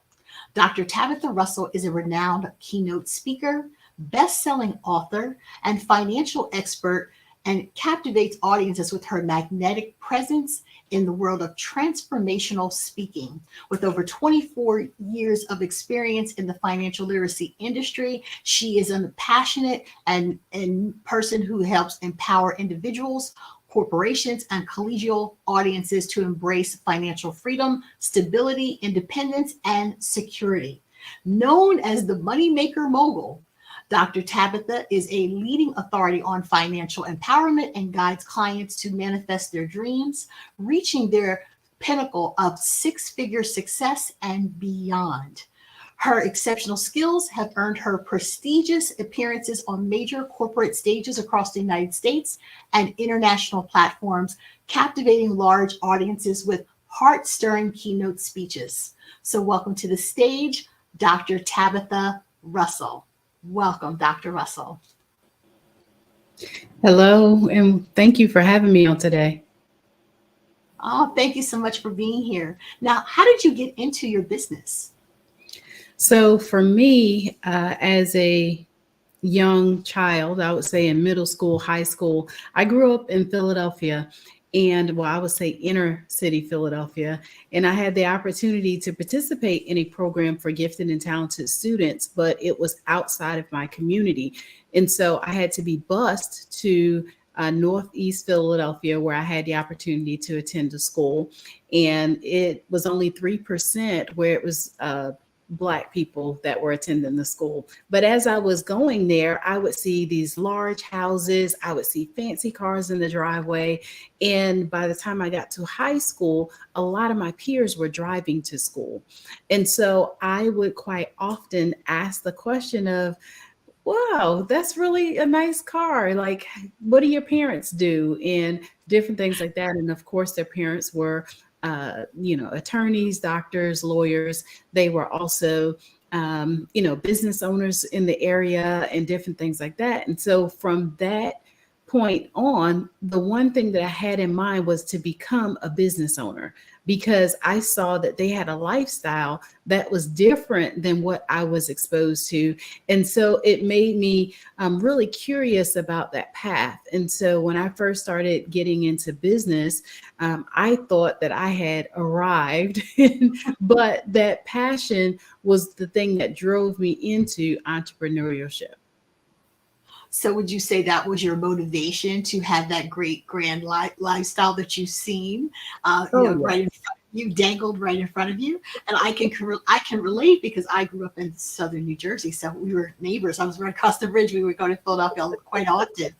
Yes, I love it. I love it. Yeah, it definitely became almost a small obsession of mine for me to figure out how they were able to afford that particular lifestyle. And what was your first business? My first business was a child development center. I have always had a passion for learning. And so I realized that in order for us to impact the next generation, we have to start them early. I do know that any habits that we break, even as adults, if we break them and we now pass it on to our children, sometimes it takes 1 to 2 generations in order for that habit to stick and now become a principle and or either value within the family system. And so with that, having a child development center, we would take babies from 12 weeks of age and we would work with them all the way through 5 years old when they would go off to kindergarten or elementary school. And then we had an after school program from 6 to 12-year-olds. So that way we could further impact them and help them with their learning skills also. So what would you say was your overall learning experience going through all of these different machinations of early childhood development, growing with these children? What did you learn yourself? Yeah, I learned that the earlier we can start teaching and training children valuable principles, like one of the things that is my expertise and mastery is financial literacy. And so I know that even in my life, I was not taught about finances growing up. And so with that being said, if we can start to have the conversations, around the dinner table, at the cookouts, at the different parties and gatherings of family, that we have the opportunity to make this a process and eventually invoke great learning habits as well as a good mindset early on in a child's life. And so having a child development center, I thought was absolutely phenomenal. Like for me, just being able to see the different stages that children learn and for them to be able to go beyond that was very good when I was in the child development industry. And it allowed me to even get my children involved and get them on a path to success just through learning also. So yeah, I think there were so many things that I learned from having the Child Development Center that caused me to want to get involved earlier on in a person's life. When you speak about early on and that intervention, how important is having conversations about being a business owner yourself? And when do you start to incorporate those types of conversations to your children and other people around you within your community? Yeah, I would say as soon as they're able to comprehend what a business is. And if you kind of notice that entrepreneurs are getting younger and younger, right? There's several entrepreneurs that are in Target stores today. Actually, their products on the shelves and they're, barely tweens, right? They're 10 and 12-year-olds and stuff like that. So I believe that as soon as a child shows an interest in being a business owner, then that is the time to have that conversation. not to mention that you could introduce it to them at an earlier age and try to find out what it is that they're interested in. And once that happens, now you can start teaching and training them the skills necessary to be a business owner. One young person that I had a conversation with is that he was trying to figure out what he could do for the summer to earn additional money. He had several things that he wanted to purchase by the time the next school year started to happen. And so I said that, you know, everything that you see that is around you, including the clothes that you have on your back, that somebody has gotten paid for it or is still getting paid from it. And so depending upon whatever you want to do, you can create a business. So one of the things that we came up with was going around the neighborhood and asking people to basically clean their trash can, right? Like where we live, there's a trash receptacle that we put out by the edge of the curb, and the trash people come through and they pick it up. And so I don't know about you, but I don't necessarily set the trash out or pick it back up, but let alone do I want to, you know, put stuff in a not so clean can. So he came up with a decision or agreement that we would make him some flyers, he would have some cards, and he would go around and pick up people's cans, clean them out, and take them back. And he was able to exceed his goal of $500. And so I say that sometimes you just think outside of the box. You can come up with whatever it is that you're looking to accomplish, but you sometimes just need a little bit of help, right? To come up with an idea and then run with it. Oh, well, that is an excellent example of a gap analysis, doing an assessment of what was needed in the community, what wasn't already provided. What do you think the key to running a successful business is? Well, the key that I found is really your mindset. I believe that you can overcome and accomplish anything with the proper mindset, meaning that if a challenge should arise, for example, that you think positive through it, right? Not only that, that you also educate yourself and become the master of whatever your niche is, meaning that it's okay to just know a little bit about it and different things like that. However, when you engulf yourself into being a good business owner, the things that I've learned is that when you know what you know that you know, and people know that you know what you know, your name comes up in a lot of conversations. And so it's okay to be a business owner, but do you want to be a amazing business owner, right? That person that goes above and beyond, that they're on top of their customer service, they're on top of their products and services, they know their numbers and different things like that. It's like that is what makes a really good business owner. But it starts with saying that I'm not going to be defeated, right? Like there's a lot of businesses that close every single year and the numbers are staggering. 60% of businesses of first-time business owners close within 1 to 3 years of being in business. And that's generally due to the lack of knowledge. So in order for us to alleviate that, right, to go above and beyond, we've got to make sure that we're empowering ourselves to be able to make smart decisions, as well as if we don't know something, pull the trigger and get somebody in there to kind of help you to fortify your foundation, right? And help you along the way with your business decisions also. Well, that's a wonderful segue about mentorship. When you're talking about ringing the bell and asking for help, how important is it to you to have a mentor?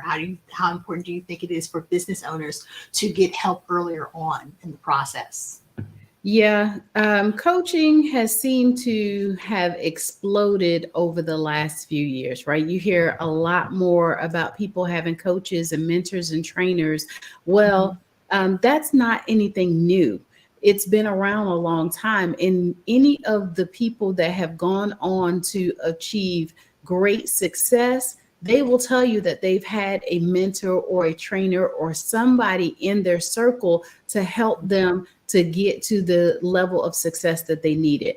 I always say that, let's face it, we don't know everything. And sometimes having a coach, a mentor, or a trainer helps you to identify those blind spots, as well as those areas that you could potentially get better in, right? Like smooth out those rough edges and be able to achieve the level of success that you need. I quite often use the example of LeBron. LeBron James is one of the world's most notable and recognized basketball players of today. However, he will openly tell you that he has 3 to 5 coaches at all times. He don't just want to be good at the game, he wants to dominate the game. And so he makes sure that there's somebody there that's going to help him with his mindset, someone that's going to help him with his coaching and conditioning, somebody that's going to help him with his nutrition. I mean, he has several people around him that he highly compensates to make sure that he is operating at top peak performance. So let's look at how that translates to us. If we want to dominate in our space of influence, of success, then having somebody else around you helps you now to accelerate that process, because they're now taking you through, it's almost like taking you through the back door, right? They're giving you the VIP service on how it is that you can get what it is that you're trying to get to. So having a coach, a mentor, and a trainer is hugely important, because it takes out all of the little mini stops that come along the way that you might have to make if you were trying to do it by yourself. It definitely takes a village. And what about education? How important would you say having a good education about the niche and the business that you're in? That is everything. I tell everybody that a lot of times we will try to have it where we want to have experience in so many different areas. It might not always be that we want to, or it's necessary that we go back to school. However, it is really important that you learn how to be good in your area of influence, whatever that is. I tell most people the way that we do business in my corporation, Inside Inspired Women, which is the home of Breakthrough Millionaires, we start with an idea of whatever that person is good at and what they're passionate about. And with that, we basically help them to diversify their portfolio and build on that, so that way they have potentially multiple streams of income from that one concept. So when it comes to education, you can become the expert and never have gone to a formal college or some sort of additional education, because there's so many ways that you can learn information today. I definitely think that education is hugely important. However, there's some people that will never go to college and they'll be a mega multi-millionaire, right? So with that, we basically are open to the thought of, let's look at the best way for you to learn. And then we go with putting together a path on how that is going to help them to become successful, because everybody is not going to be a college level student. However, there's many A, B, C, and D level doctors that's out there that's performing surgeries and doing different things today. And it never says on their certificate of degree of accomplishment that they were a D student, right? But we trust them enough for them to be able to care for our needs. So therefore, whether you're an A student or a D student, you still can achieve massive success without having to sometimes go the formal route. And speaking of that, talk a little bit about what you just talked about. There's all these different ways that you have levels of experience. Talk about life experience. How important would you say, especially for like working moms and things, when you talk about the value that they bring? I think it's important to mention life experience. Yeah, I think life and spirit experience is everything. That's the reason why I have the thought of, we start with whatever a person's good at, right? So if they're good at being a baker, for example, we use that concept of whatever it is that they are most passionate about, and we talk through the steps of what it's going to take in order for them to be successful. For example, I absolutely love to cook. I have a big family, and like this time of year, we're going to get together. We're going to do dinner for probably about 25 people on Christmas Day. That also means that because I love to cook doesn't necessarily mean that I love to bake. So for that person that loves to bake, I may be the person that say, okay, I might need 3 of your cakes, right? So let's just say that this person, this baker, has a goal of $100,000 that they want to make for that year. That means that if they sold their cakes for $25 a piece, that they have to bake a lot of cakes in order to make 6 figures. I don't know about you, but I don't have that kind of time. Nor do I want that person to be, deflated because they probably have to sell like 5,000 cakes. Now, if they're not selling it off to the supermarkets or someplace commercial, they're not potentially going to meet their goal just by selling $25 cakes. Not to say that it couldn't happen, but sometimes that's a lot of work and time invested. So we talk about how is it that we can create additional streams of income, right? We're talking about just their experience. So because I'm not a baker, first of all, I'm gonna buy some cakes, all right? So now let's take it a step further. Let's just say that they don't have time to provide the cakes, but they could put that knowledge into a book, and now they have a cookbook that they could sell, and now potentially cut the efforts down in half, right? Because they could sell 2,500 cakes and they could sell 2,500 books and still achieve their goal. Well, you can also take that a step further, right? Because I'm not a baker, but I potentially will pay them if they're offering services on how to teach me to bake cakes. Now we just created 3 streams of income from that one concept and help them to achieve their goal sometimes a whole lot faster. So life experiences is everything. We quite often say that, if you want to figure out how to use your smartphone, for example, ask a 5th grader, right? Because they know a lot of times a lot more information than we give them credit for. And I believe that all of that is life experience and what they've been introduced to. They've been introduced to technology and, phones and computers and different things like that. So that gives them the leg up. But it's the same way with us. What is it that you are most good at or most great at that we can help you now to build an empire from that?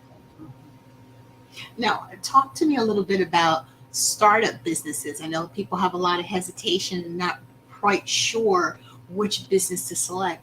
What would be an easy entryway into a startup business? What is your suggestion?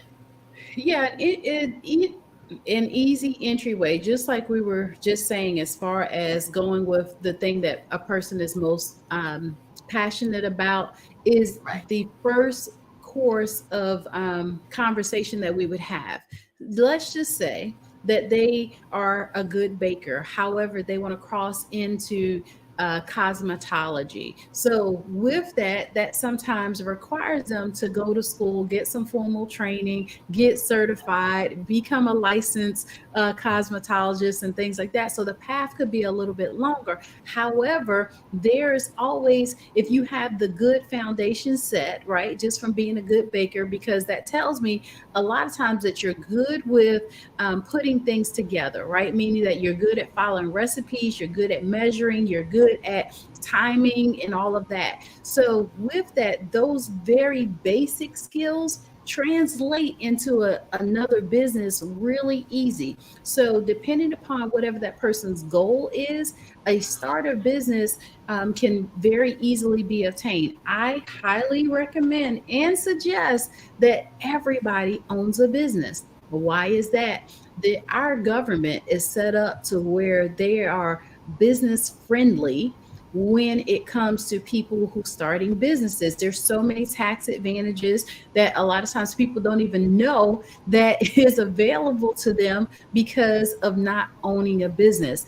But I will also say that if you're going to own a business, be sure that you set the business up correctly from the start, right? Like, let's not be out here riding dirty. Let's not be trying to do stuff under our own social security number, because there's also certain protections that we can have by being in the business. So for me, startup businesses, is one of the things that I'm most passionate about, because we get to see the flower bloom, right? We get to see the caterpillar go from that infancy stage into the butterfly. And so with that, we kind of help them to come up with a path of what that looks like and accelerate it because of the blueprint that we provide as well. Now, staying in that realm, when you talked about not riding dirty and not having your business properly, set up in terms of company formation, what are some other pitfalls that you see with people starting a new business? One of the things that I've seen was people not tracking their numbers, meaning that not knowing properly how much money they have coming in, how much money they have going out, and all of that. It seems like that's one of the challenges that I've seen kind of across the board, even with established businesses as well, because we help established businesses expand on their footprint. However, I will say that the companies that are most successful, they know their numbers. Successful business owners always know how much is it what's their cost to acquire a customer, right? Customer acquisition.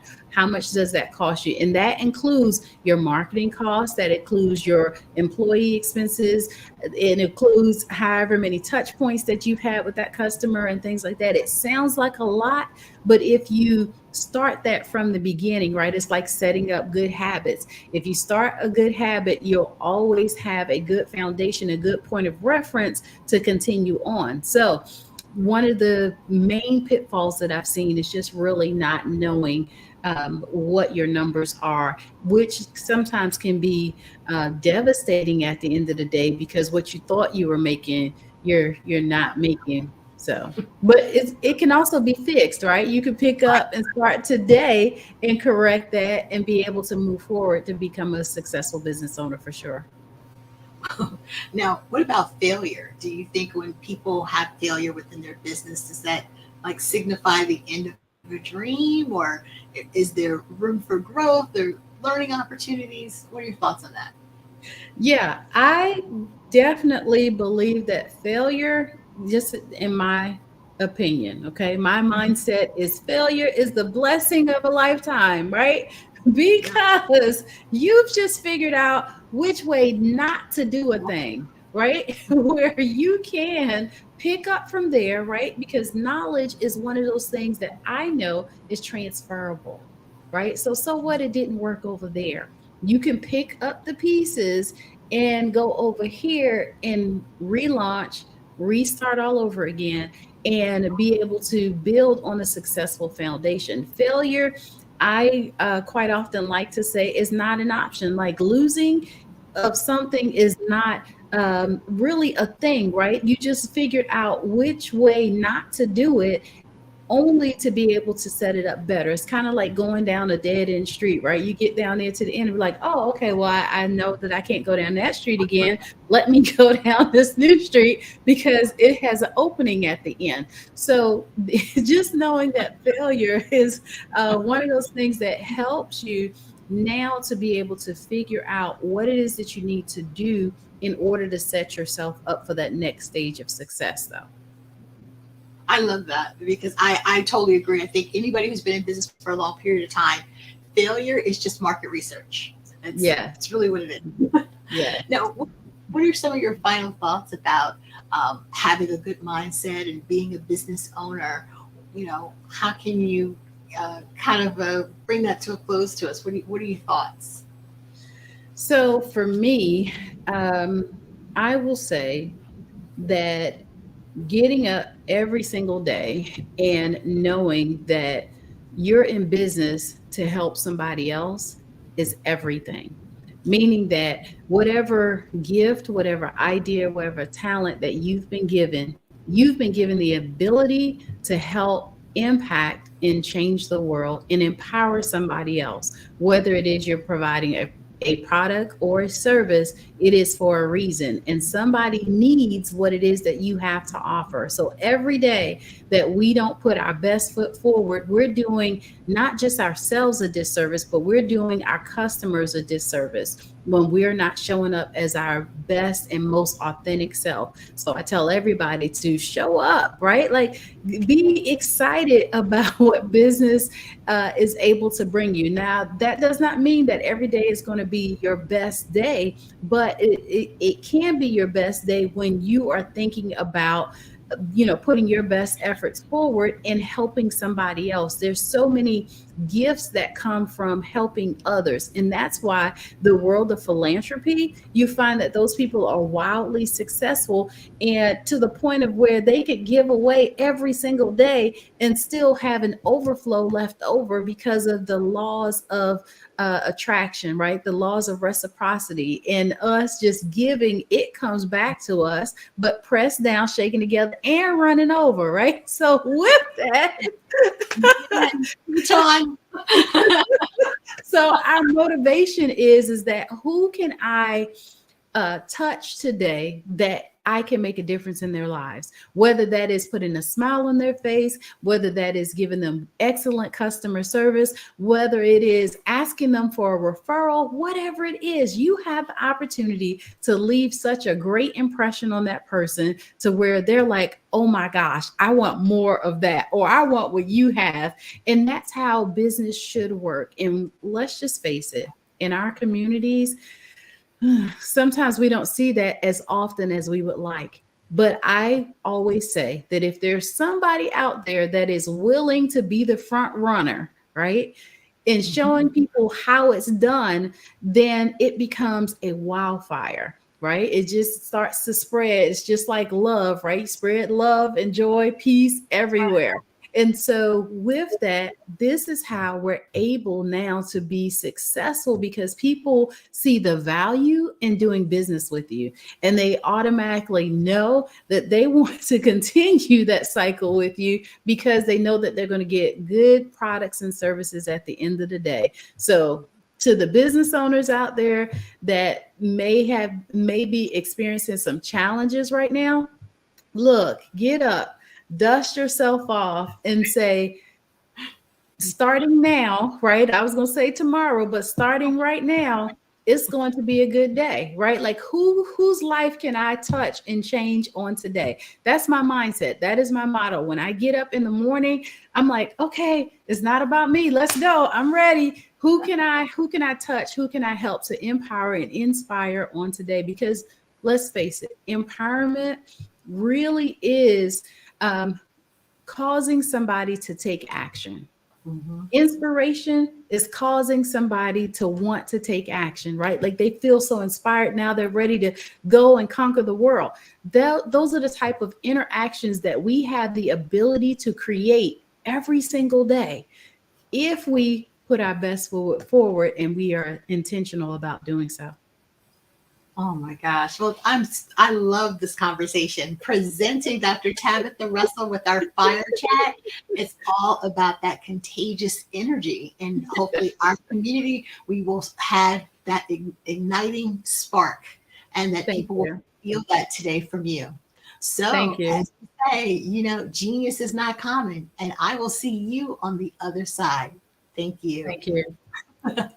And for all of our profitable sponsors that have helped support us here at the Black Business Network, every dollar counts. So we want to remind you to donate to the Scholarship Fund. We want to thank our Black Business Expo USA sponsors for December 2023, and they are NC 100, Moody Capital Partners, Suede Soul, Lotus, Riche Coaching and Training, Carolina, Virginia Minority Supplier Development Council, Step Management, Barbara H. Smith, LLC, Marge McLean Foundation, Inc., Genius is Common, Earth Essentials, Mullane Shani Global, Executive Women's Success Institute, The Quality Coaching Company, Superwoman Business Services, Creative Force Studies, and Lee Entertainment, Artistic App Design, Black Business Expo USA. Genius is common, and I will see you on the other side. Take care. Thank you so much.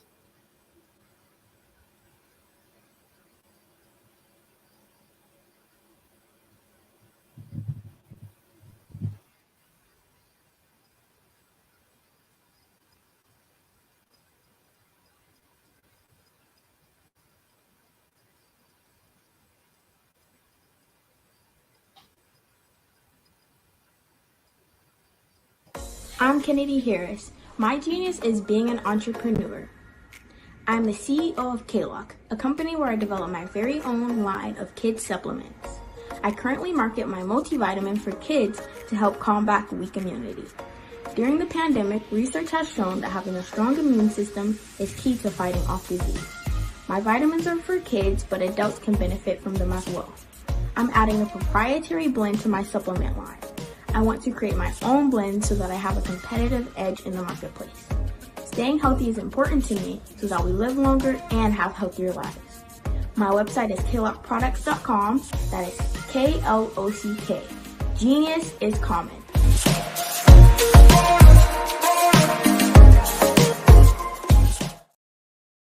Hey, it's your girl Colette V. Smith. The V is for victory.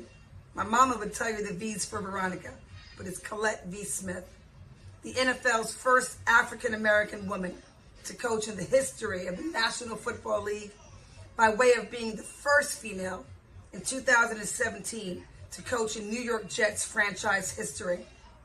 Today, I'm the founder of Believe in You Incorporated. Believe in You Incorporated. I got here because I didn't limit myself. I started thinking freely, living life freely. Don't limit yourself. Unleash your power. The power that God created you to be and to have. I got here because I didn't just follow a path. I created my own.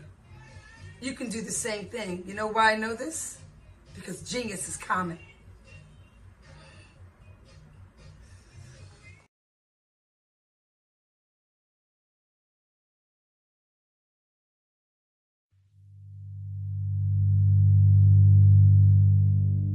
So what we have to do is when we get in a spot, we need to create some spots for us. That's the main thing. We need to be able to be in a position where we're able to create those spots for us. For me, being an entrepreneur, I'm not just going to get a business and then leave you sitting high and dry. If you ask me some questions about entrepreneurship, I'm going to give you as much as I received. I've seen people who made it, and then when you ask them, it's like, okay, now you have to pay me for the information, the same information I got for free. We probably in totally different cities. There's no way that we're going to bump heads or anything. We're not competing. Bring me up with you. And so I just think that whatever education that I have, then I need to be able to give that to my own as well. So create the spots. You can create the spots when you get there. Genius is common. And my genius is nutritional strategy. I am Shawnee Smith, the owner and creator of Can Do Spice. Can Do Spice was created because I knew that adding herbal and mineral supplements to my diet did not have to be boring. In fact, because I'm a food enthusiast, I knew I could create something flavorful and explosive that also had the benefit of adding herbal supplements such as sea moss, bladderwrack, burdock root, and black seed, just to name a few. I invite you to take this journey with me where we come together and take control of our nutritional health. It is my way of sharing my genius, the gift of flavor and the healing power of herbs to the world. What is your genius?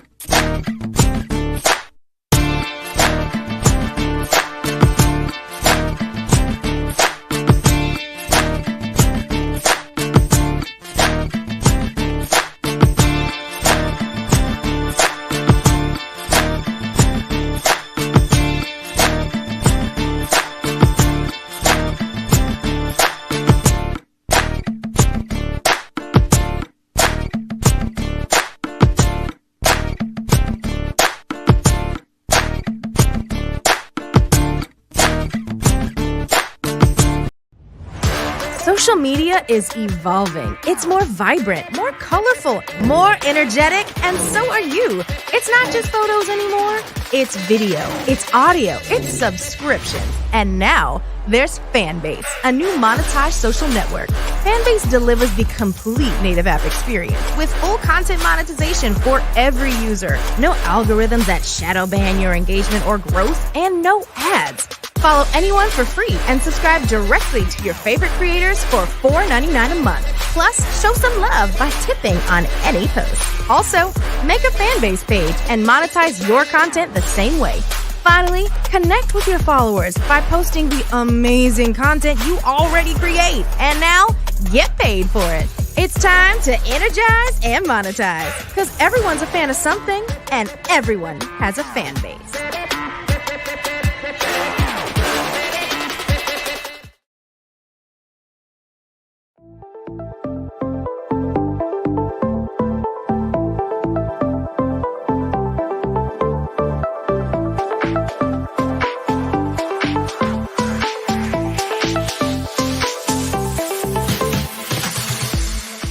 You need to be messaging and communicating to a lot more folks and getting them committed to you as a brand and feeling that you are trustworthy, as a subject matter expert, and for their needs and their pain points. That says, look, here are my pain points. Here's the problem that I have that I don't want, or the benefit that I want that I don't have.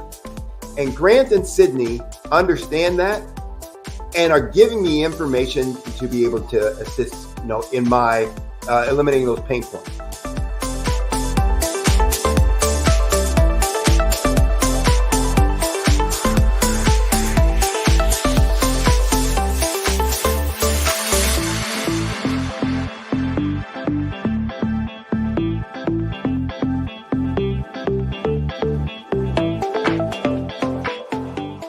You're going to get a lot out of this workshop. We're going to show you ways that you can begin to look at this particular problem, that you can apply different formulas, techniques, and skills. They're going to get you to that next level. And then you'll understand the value that we're bringing.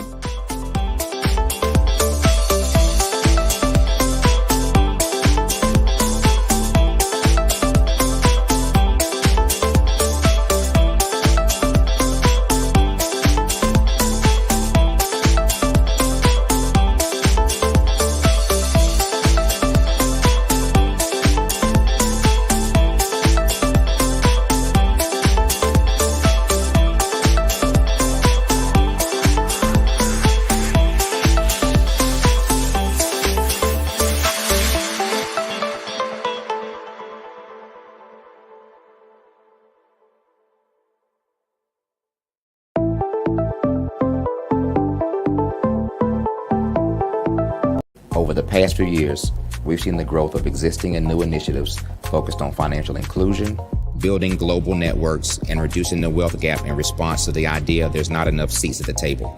Whether their outcomes are to increase the representation of Black executives on corporate boards, ensure an inclusive global economy, or to create new U.S.-African commercial pathways, the strategies are often carried out by separate programs. The question is, should they be?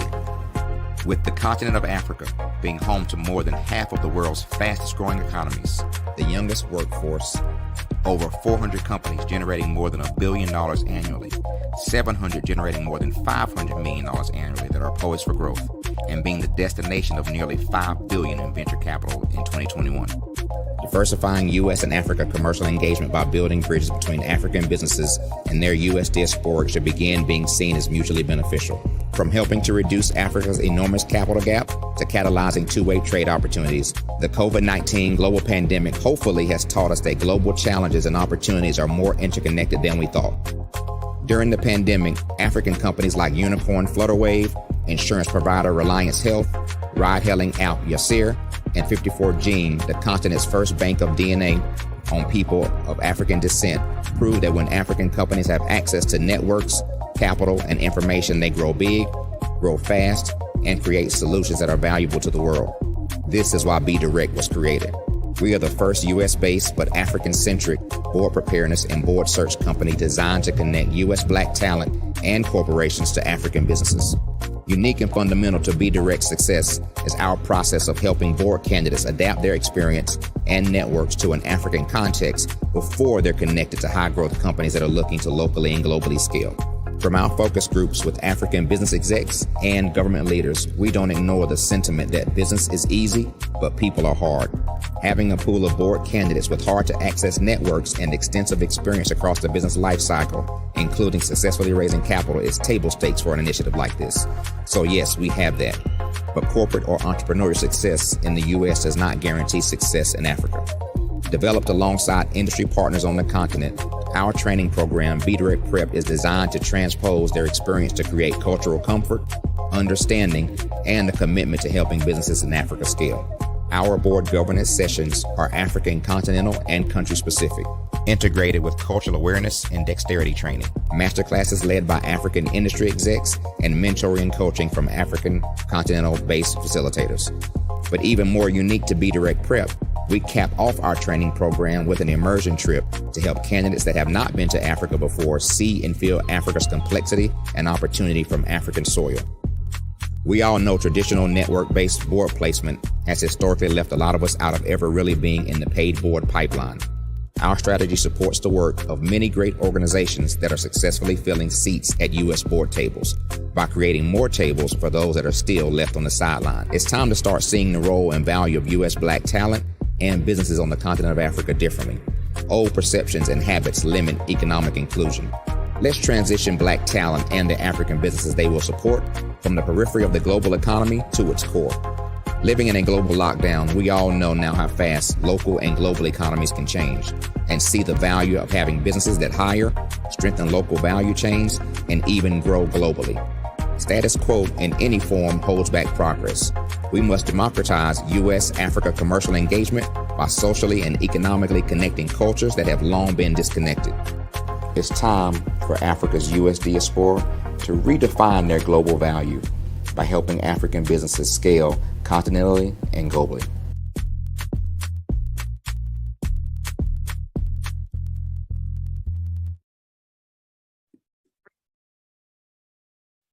Hello, I'm Dr. Madeline Ann Lewis, President and CEO of the Executive Women's Success Institute.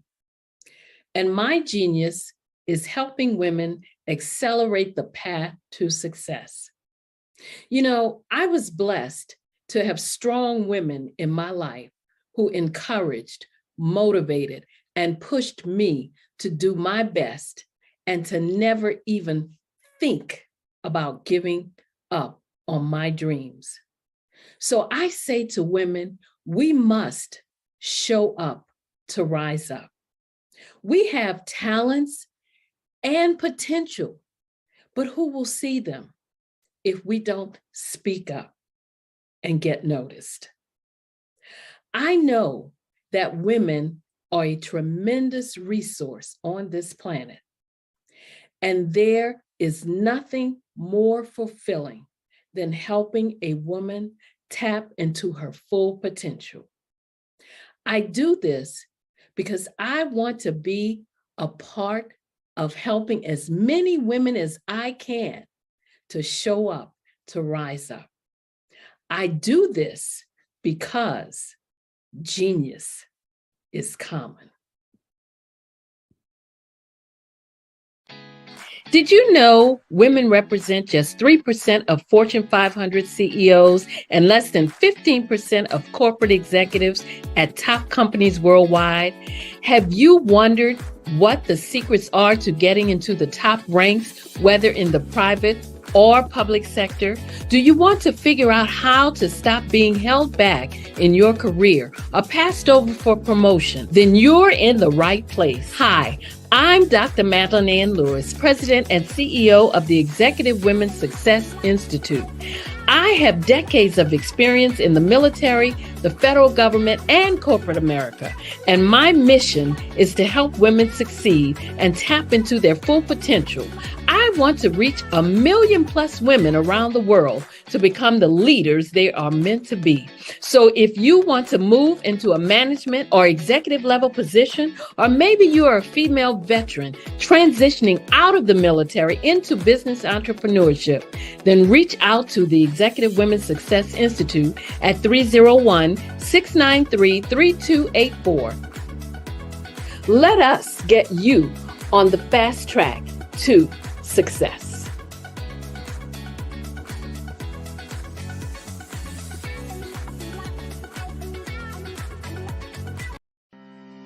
Are you aware that showing off your expertise can gain customers and position you as an expert in your industry?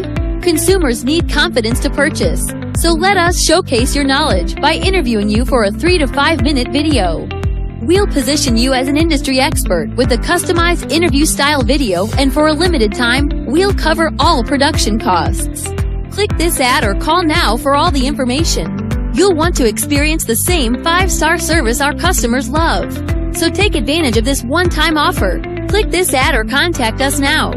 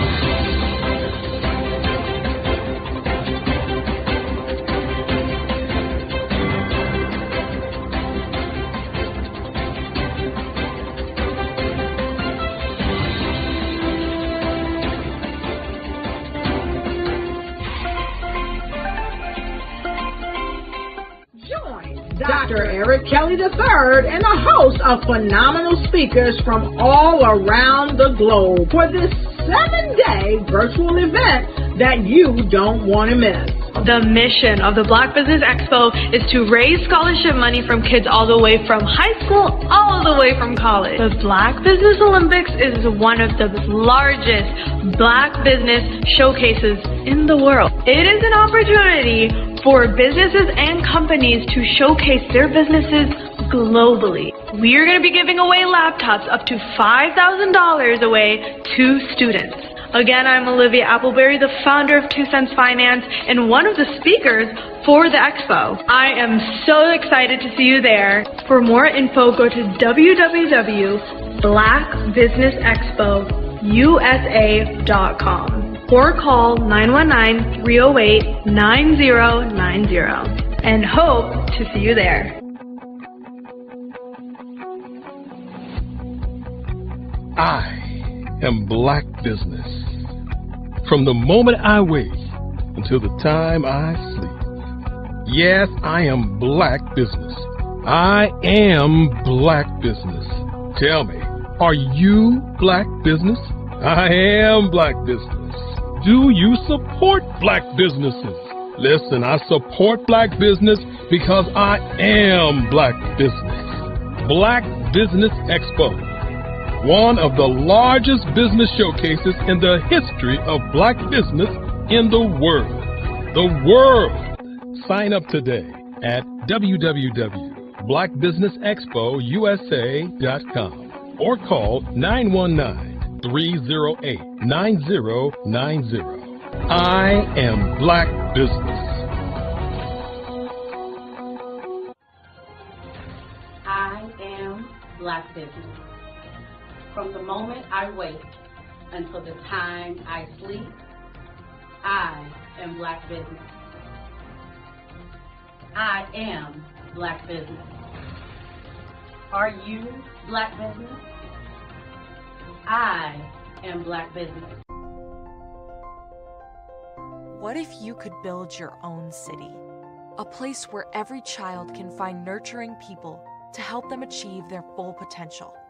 A place where every adult can access job training support, where health education is abundant, where social justice ruled the land, a place without limitations. Welcome. You have arrived at STEM City, USA. It is what every city should be, a safe and trusted community where you find people and resources to help you become everything you are and beyond. STEM City is unlike anything you have ever experienced. It is a digital twin of the world around you, only better. STEM City is about energy and soul renewal. It is more than a digital world. You can almost feel the power of live cultural events, music, and theater. STEM City promises a better future for children with caring mentors and hands-on activities with dedicated tutors to support our youth. STEM City is your passport to a healthy lifestyle with weekly events addressing our community's many issues. STEM City is your financial well-being with helpful information on wealth management, career advancement, job training, and so much more. STEM City is the community you deserve. It is the city where your dreams can come true. STEM City USA, a place in the sky that is accessible to all who reach for the stars.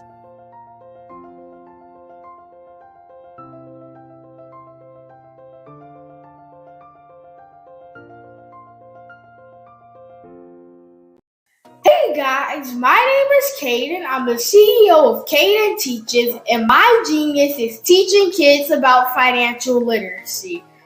Throughout my financial products, such as my financial flashcards, my activity book, and my newest project, my financial bus, which I bought. And on the bus, it has a mock bank where kids will learn how to deposit and withdraw money, a mock grocery store where kids will be able to learn how to have a family budget, and a mock stock exchange where kids will even be able to learn how to invest in stocks.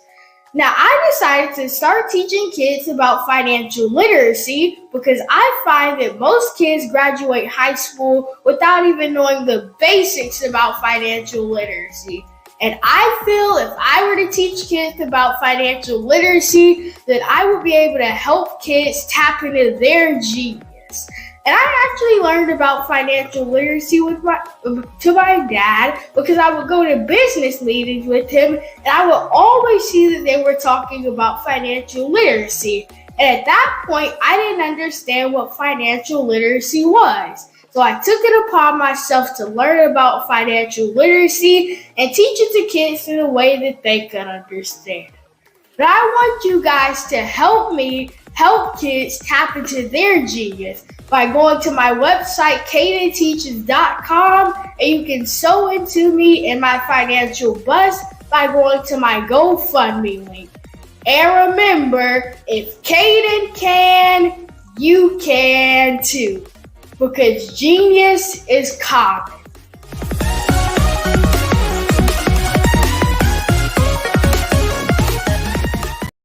I'm Kennedy Harris. My genius is being an entrepreneur. I'm the CEO of McGaugh, a company where I develop my very own line of kids supplements. I currently market my multivitamin for kids to help combat weak immunity. During the pandemic, research has shown that having a strong immune system is key to fighting off disease. My vitamins are for kids, but adults can benefit from them as well. I'm adding a proprietary blend to my supplement line. I want to create my own blend so that I have a competitive edge in the marketplace. Staying healthy is important to me so that we live longer and have healthier lives. My website is klockproducts.com. That is Klock. Genius is common.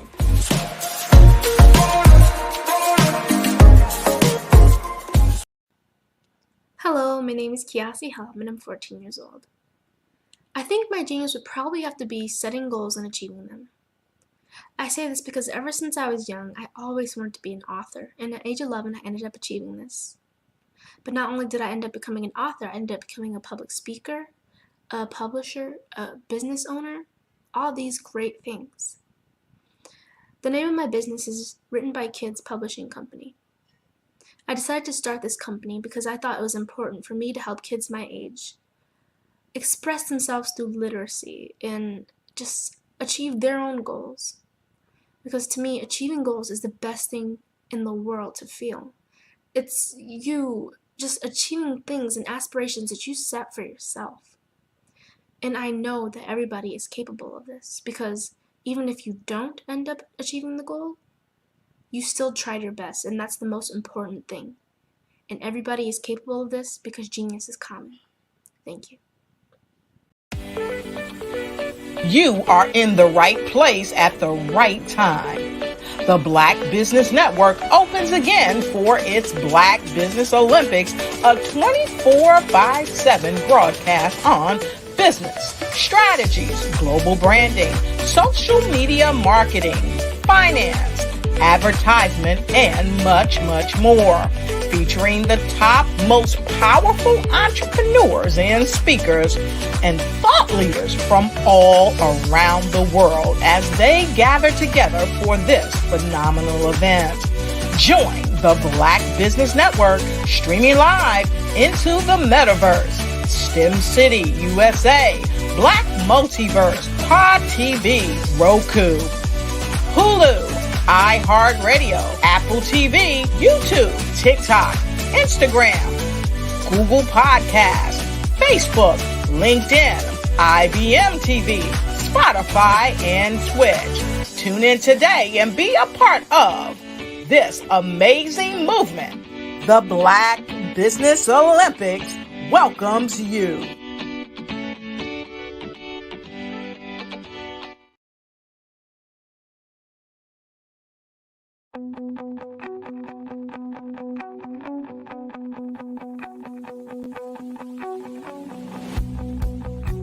I am Black business. From the moment I wake until the time I sleep. Yes, I am Black business. I am Black business. Tell me, are you Black business? I am Black business. Do you support Black businesses? Listen, I support Black business because I am Black business. Black Business Expo, one of the largest business showcases in the history of Black business in the world. The world! Sign up today at www.blackbusinessexpousa.com or call 919-308-9090. I am Black business.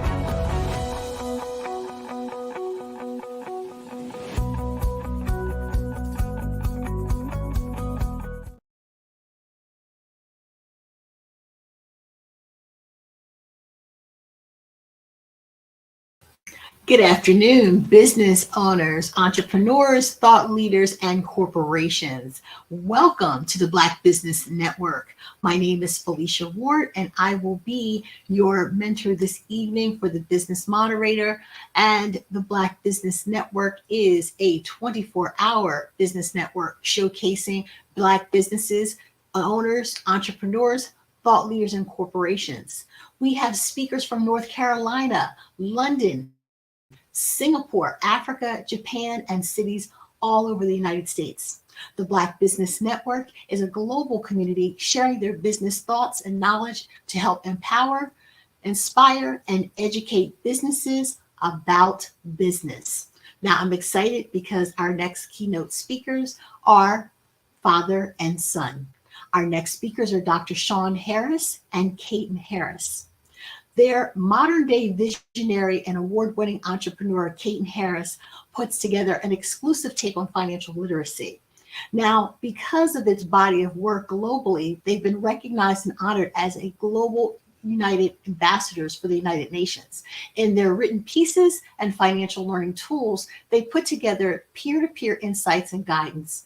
And his teachings help mold the mindset of young scholars that will help finish programs in understanding. They do practical money lessons, the importance of earning and saving money, 12 rich tips to financial success for children. I present to you Dr. Sean J. Harris and Kaiten Harris. Genius is common, and I will see you on the other side. Thank you so much for joining us today. Great afternoon. How are you? Hey, what's going on, everybody? I'm Dr. Sean J. Harris, Generational Wealth Academy, and I have the pleasure of interviewing Mr. Caden Harris, the CEO of Caden Teaches. How are you today, Caden?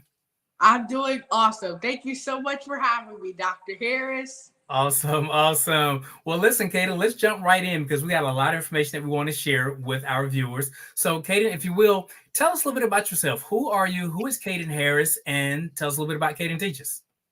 Well, I'm the CEO of Caden Teaches, and I specialize in teaching kids about financial literacy throughout my financial products, my financial bus, curriculum, and so many other products that teaches and inspires kids about financial literacy. Awesome. Well, listen, what we're going to do today, Caden, is we're just going to unpeel the onion and discuss how you got started in business and how you went through your journey to where you are today. So, of course, with any success story, there's always some ups and downs. There's always some challenges. So we're going to address quite a few of those today. So, Caden, tell us how you got started in business. Well, one person that I saw that I really enjoyed and that really inspired me was E.T. I memorized so many of his speeches when I was 8. My favorite one is the Lion versus Gazelle. That was my favorite one. I memorized it. I made all my family members listen to it. They were probably sick of it with how many times I listened to it. Yeah, I definitely remember those days. Actually, we posted some content just a few weeks back showing you at 7 years old reciting word for word powerful words. And that's one of the things we're going to talk about, Caden, is proper exposure to kids. So I'll just give a little back history about our family to share with our audience is that we come from a long lineage of entrepreneurs. Our family actually owned the first 2 African-American owned hotels here in Atlanta, Georgia. My parents owned, your grandparents own multiple companies. And your mom and I, we own multiple companies. And of course, you and your sister are both 6-figure earners in your own respective companies. So now that we have that basis of platform that we want to kind of share with us a little bit about how you grew up into the world of entrepreneurship, how it would just kind of take you along to places with me. Yes, I would just always go to business meetings with my dad, and I would always hear people talking about financial literacy. But at that point, I didn't understand what financial literacy was. So I took it upon myself to learn about it and teach it to kids in a way that they could understand. Mm-hmm. And one of the key things your mom and I did with you guys when you were still in the womb is that we would read books to you. So what we want to convey to everybody also is to understand that, as I said earlier, early exposure and maximum exposure will determine the level in which you guys grow. So we would then listen to audio cassettes and CDs when you guys were little babies until you could learn how to read yourself. Then you started reading. So, Caden, share with me what inspired you to want to start your business. Well, I would always see so many others teaching financial literacy and inspiring, but the difference is that they just teach financial literacy, but I embody financial literacy. I'm a 13-year-old high school graduate. I have my very own financial bus. I've created a 6-figure business and work with so many different companies. So I have truly embodied financial literacy. Absolutely. And one thing I'll share with everyone, Caden, is that when you were little, you would just always ask me, because I would take you to business meeting with me, and you would say, Dad, what's an asset? What's a dividend? What's a liability? And I started picking up that you were learning what I was teaching. And I remember that one day you came to me and said, hey, Dad, I want to be able to create a system where I can teach kids in a fun and interactive way, which you're teaching adults. And that is definitely a culmination of how you started your business. So we're going to unpackage a lot of what you said, because you put out quite a bit there, and we still have so much more we're going to talk about. So let's first talk about being a 13-year-old high school graduate, Caden. It's not every day that we hear of a 13-year-old who has successfully completed high school. So tell us your journey. How did you school? How did you go to school? Were you public school, private school, homeschool? Tell us a little bit about that. Tell us, at what point did you decide to make different shifts and moves as it relates to your education? Well, yes, I took an accelerated program where I was able to graduate at my own pace. But I've gone through every way that you can do school: public, private, virtual, and now the accelerated program that I took But with public school, I saw that that wasn't really my fit and that it wasn't really the best way for me to learn. And when I went to private school, I thought that school shouldn't take all day to complete. And then with virtual school, I still felt the same, that school shouldn't take all day, which is when I eventually found an accelerated program where I was able to graduate at my own pace. And in the program, which would usually take 3 years, I did it in 9 months. That is simply amazing. And of course, as your dad, I'm super, super proud of you. So listen, share with everyone, because you started homeschool very early. So tell us about how that began. Yes, I would always just go to you and my mom, and I would always beg you guys to be homeschooled in the 3rd grade. But of course, it was in the middle of the school year, so I couldn't just jump right out. But I went to my mom and I said, "You completed 3rd and 4th grade, right?" And she said, "Yes, of course." And I said that you could teach it to me as well. And we went from there. We got some help from some other parents and people that were homeschooling, and we were able to go from there. Mm-hmm. So you started your business and you began going to schools and sharing financial literacy concepts with other peers.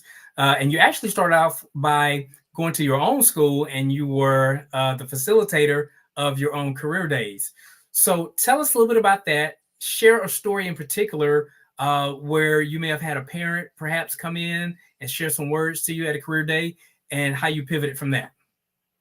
Well, I would say that one thing, that would be something I would have to think about. But I would say that one thing is just seeing the kids being inspired and seeing how they're able to learn from me. And one thing is that even like when they get on my financial bus, there's a section in the books where they have to choose a career. And a lot of times they choose a business owner because they say they want to be just like me. And that makes me super excited, and knowing that I'm able to inspire other people and teach them about financial literacy. Awesome. And that's one thing that's important to me as your dad, is that it's important that we convey the message to other kids that look like you and your sister, that the only way to make money isn't based on carrying a ball or carrying a microphone, but there's so many different opportunities which you share in your bus as relates to being perhaps a biochemist, a movie producer, a nuclear physicist, or any kind of profession like that. So Kaden, tell us a little bit about your bus, because this is intriguing to hear again that at 11 years old, you bought your own bus. Tell us about that and how that unfolded. Well, yes, I bought my very own financial bus, and me and my mom, we were just brainstorming ideas that we could come up with, and we came up with with the bus, because I would always see people turning buses into classrooms. Buses into homes. So I had the idea, why not turn a bus into a classroom where I would be able to teach kids about financial literacy? And I came to you and I kept telling you that you would be my bus driver. And at that point, you didn't know what I was talking about. And I kept calling you Mr. Bus Driver.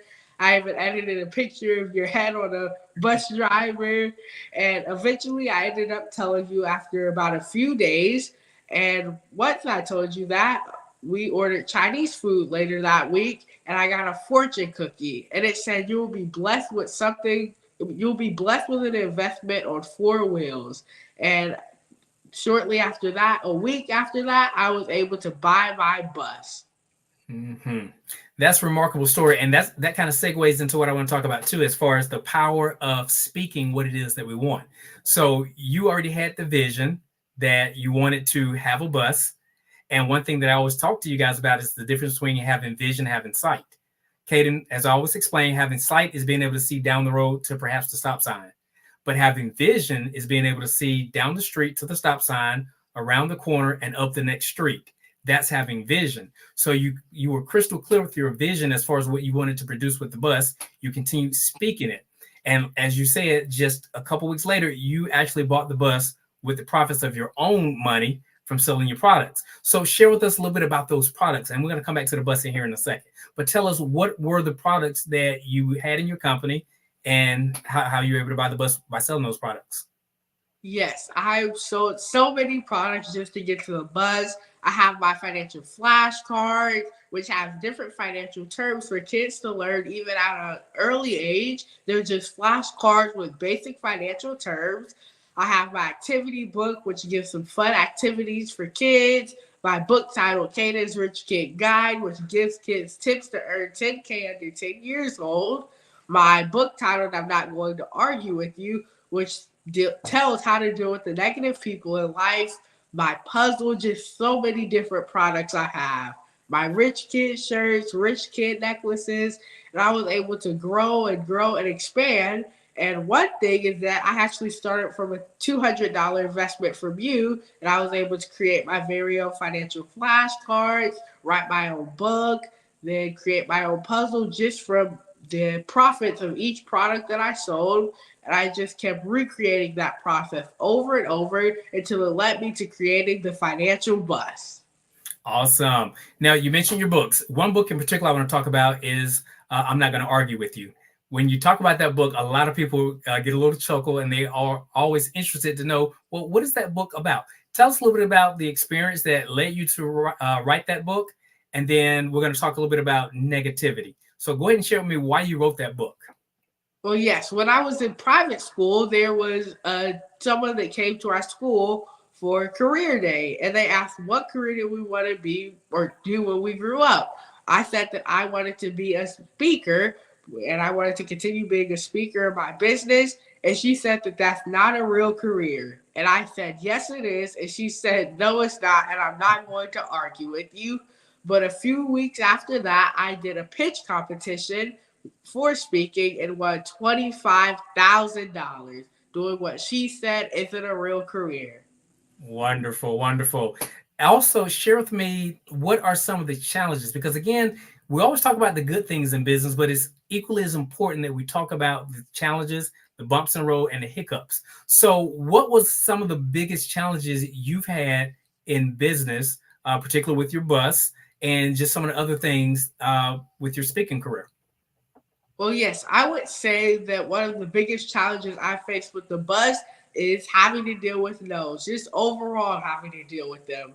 Because when I was raising $50,000 for the bus, we went to a lot of different companies and organizations to receive $50,000 and to receive an investment for it. And I had to deal with a lot of no's from them. But each no that I got, I knew I was one step closer to getting a yes. But as far as my speaking career goes, I actually had a speech impediment until I was 5 years old. So I would leave off the beginning and end off of words. Just imagine being 5 years old and not being able to express your emotions.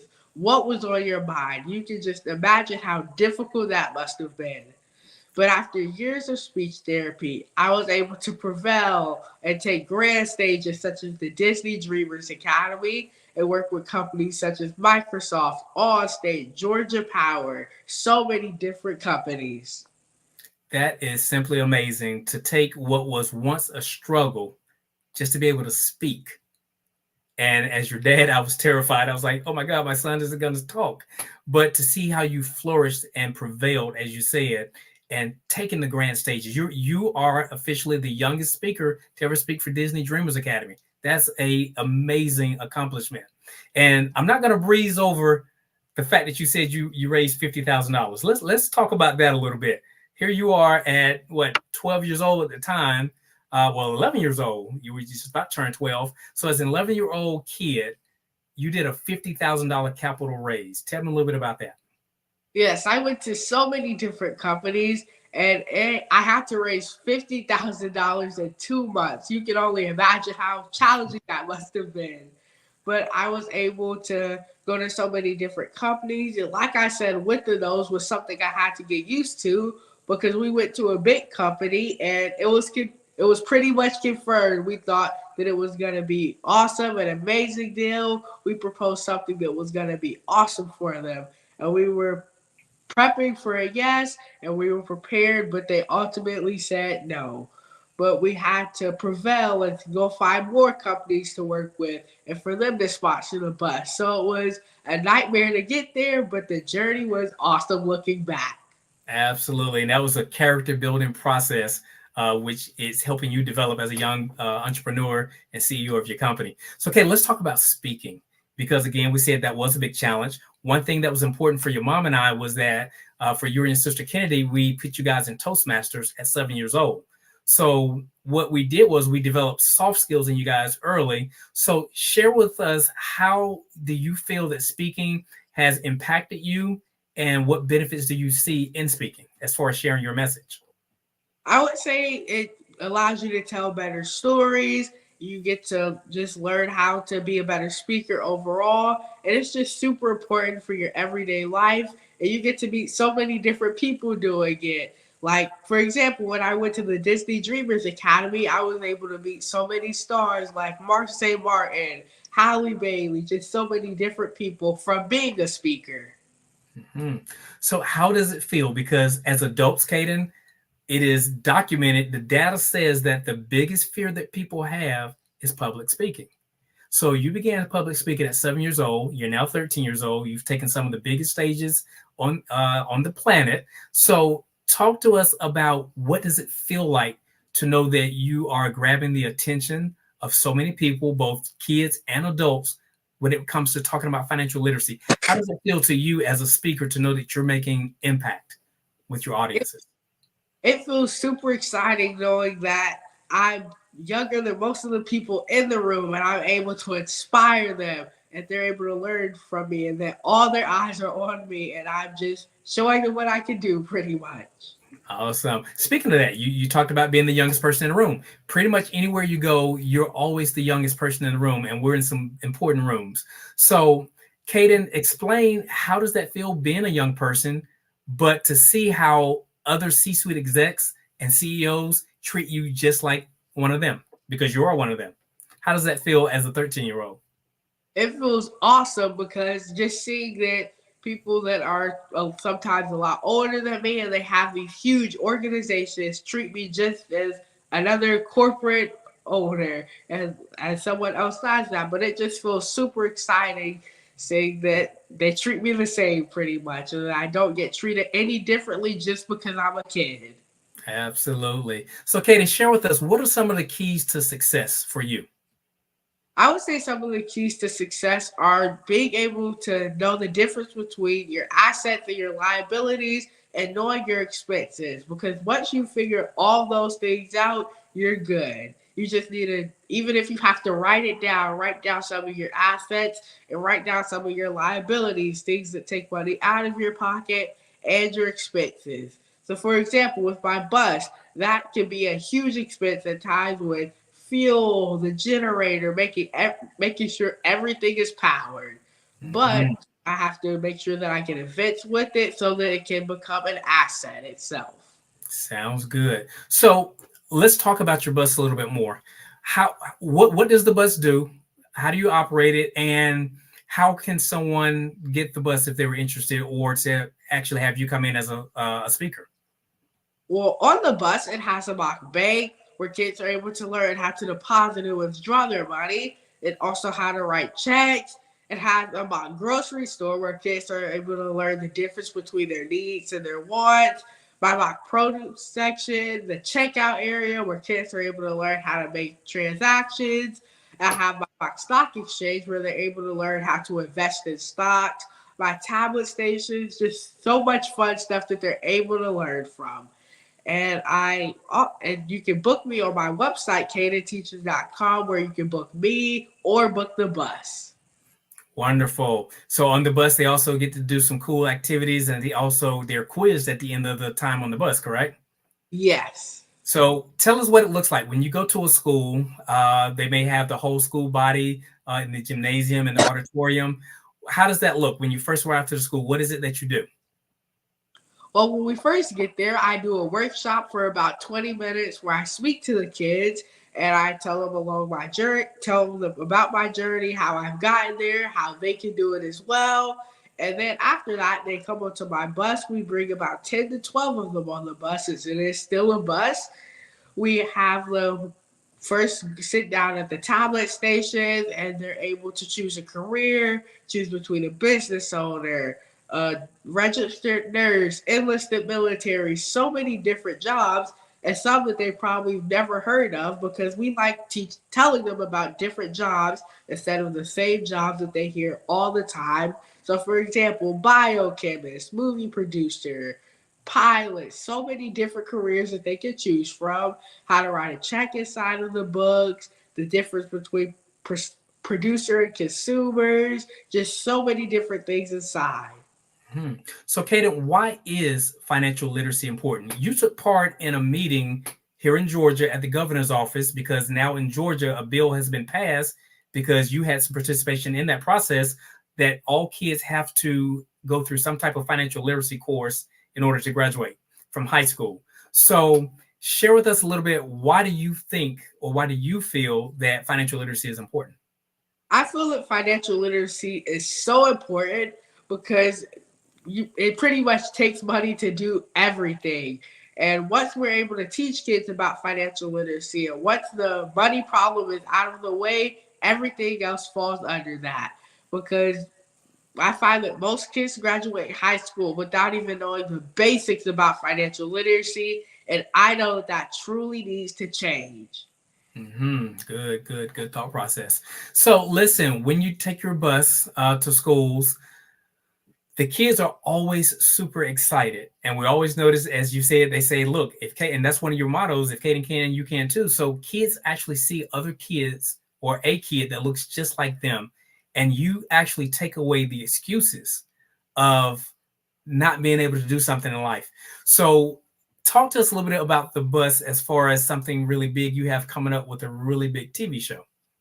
Yes, I'm going to actually be on Good Morning America coming up in January. It's going to be super exciting with Michael Strahan, and it's just going to be super awesome. And some of the kids will even be able to be filmed on there, as well as we're going to be going to a school, and they're going to be spending a few days with me, seeing what I do in my everyday life, how I'm able to teach kids about financial literacy, and what I do when I teach them.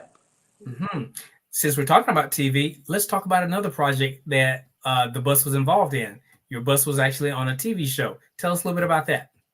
Yes, it was actually on Hulu, Big RV Remix, with Big Boy for Outkast and Shaq as well. It's still actually on Hulu. It's Big RV Remix. It's a really good watch, and I'm episode 5. Wonderful. So they went through the whole process of when you first got the bus, the destruction of the bus, as far as taking out the demolition process, as far as taking out the seats, the racks and everything. And then they retrofitted the entire bus to what people now see today, where you're able to make a major impact. So super excited about that.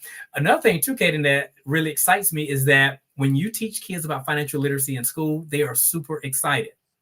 But based on data, what we understand is, if it isn't reinforced when they go home by the parents, it's kind of all for naught. They may be a little excited. So it's important that the parents stay excited and they can interact. So what I really like about your courses and the way your curriculum is laid out is that it engages the parents to be able to participate in financial things with the kids, such as authorized users for credit cards, opening accounts like that.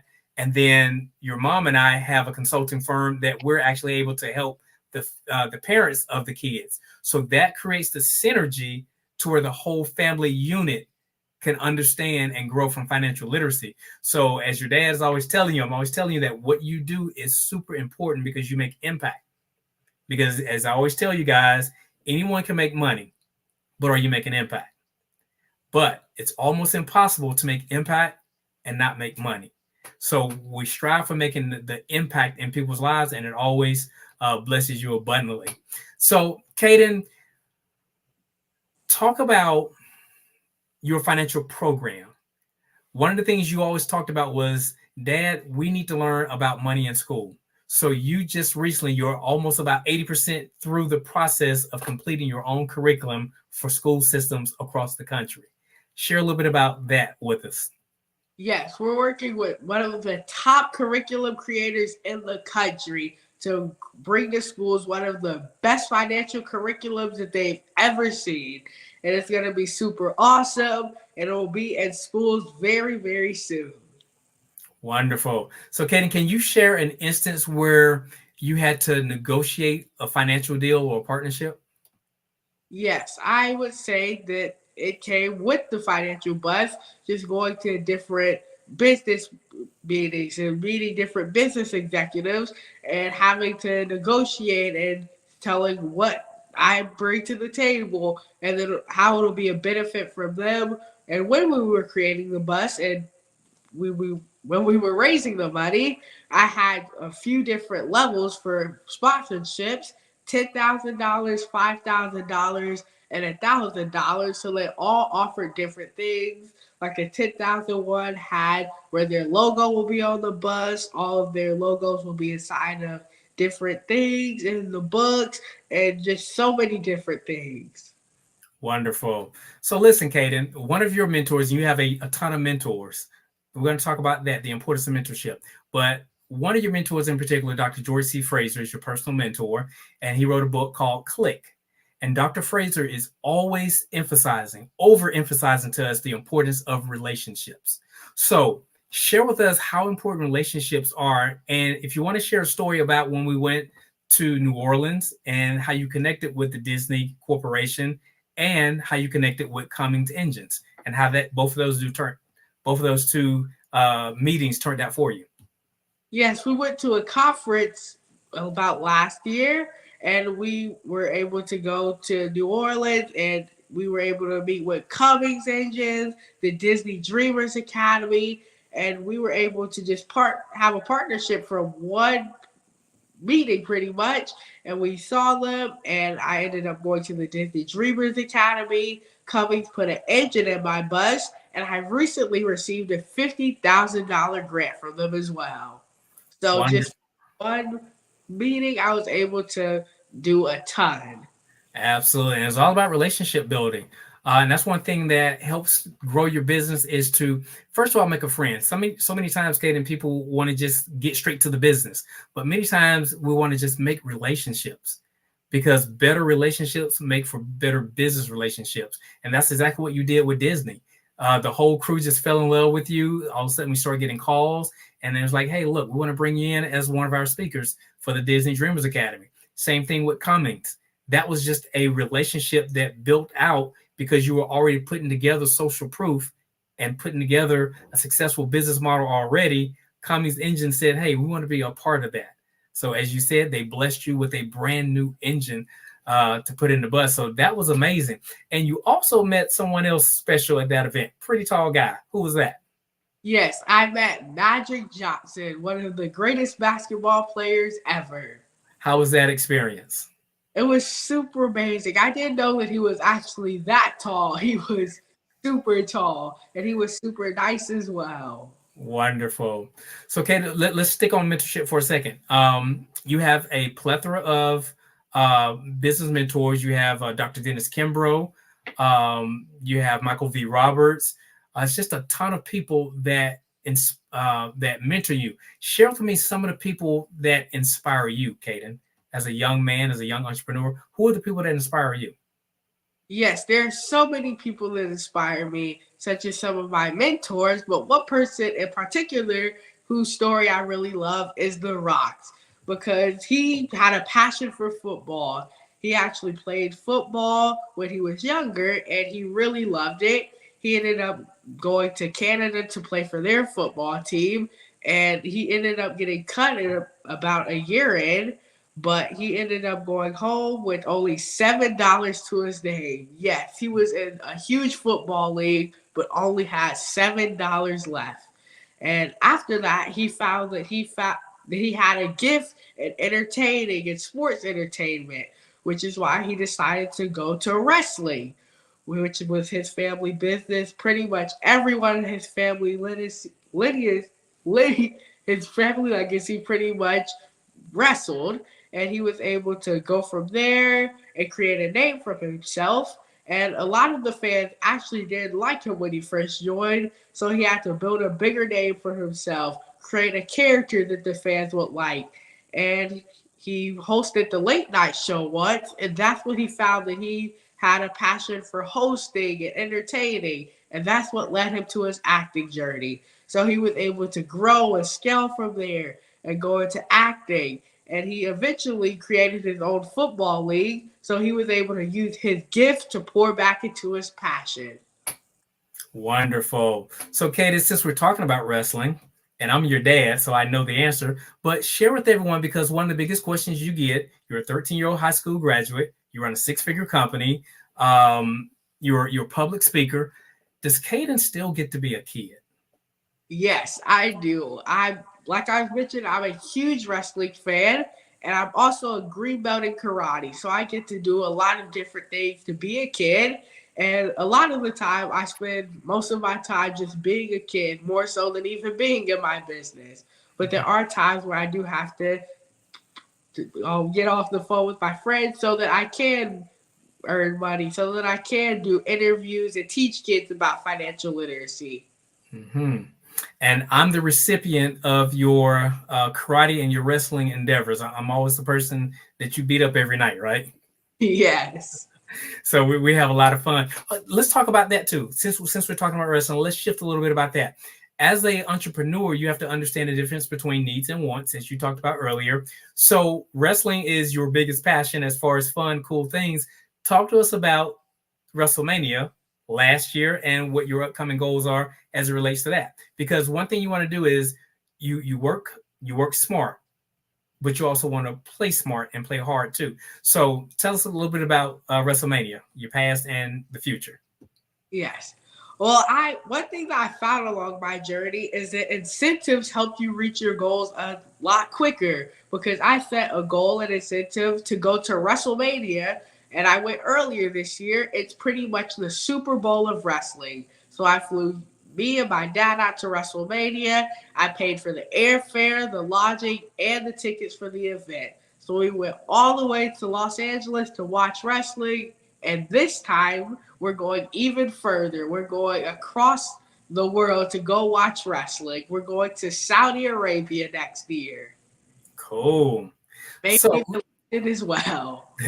awesome. So listen, Caden, you know your dad. I'm always telling you about, people will ask, are you balanced? And remember, I'd always give you the analogy, if you have a scale, anytime a scale is balanced, it's no longer moving. When something isn't moving, it's not growing. If it's not growing, it's automatically dying. So many times people are under the false illusion of thinking that you have to be balanced in every area of your life. But that's not the case. When you look at professionals like Serena Williams, Michael Jordan, Tiger Woods, they don't focus on their weaknesses. They focus on their strengths. So with that said, Caden, I don't use the word balance, but how do you manage your social life and your business life? How do you manage that? It's actually pretty easy. Like I said, I get more time actually being a kid than I do put into my business. But there are times where I do have to put my friends aside to go do different things in my business and to be able to grow my business. But a lot of the time, I do still get to be a kid. Gotcha. So here's the second biggest question that I find that you get. You're 13 years old. Again, you graduated high school. Caden, what's next for you? Are you going to college? How do you feel about when people automatically assume that it's like mandatory that you go to college?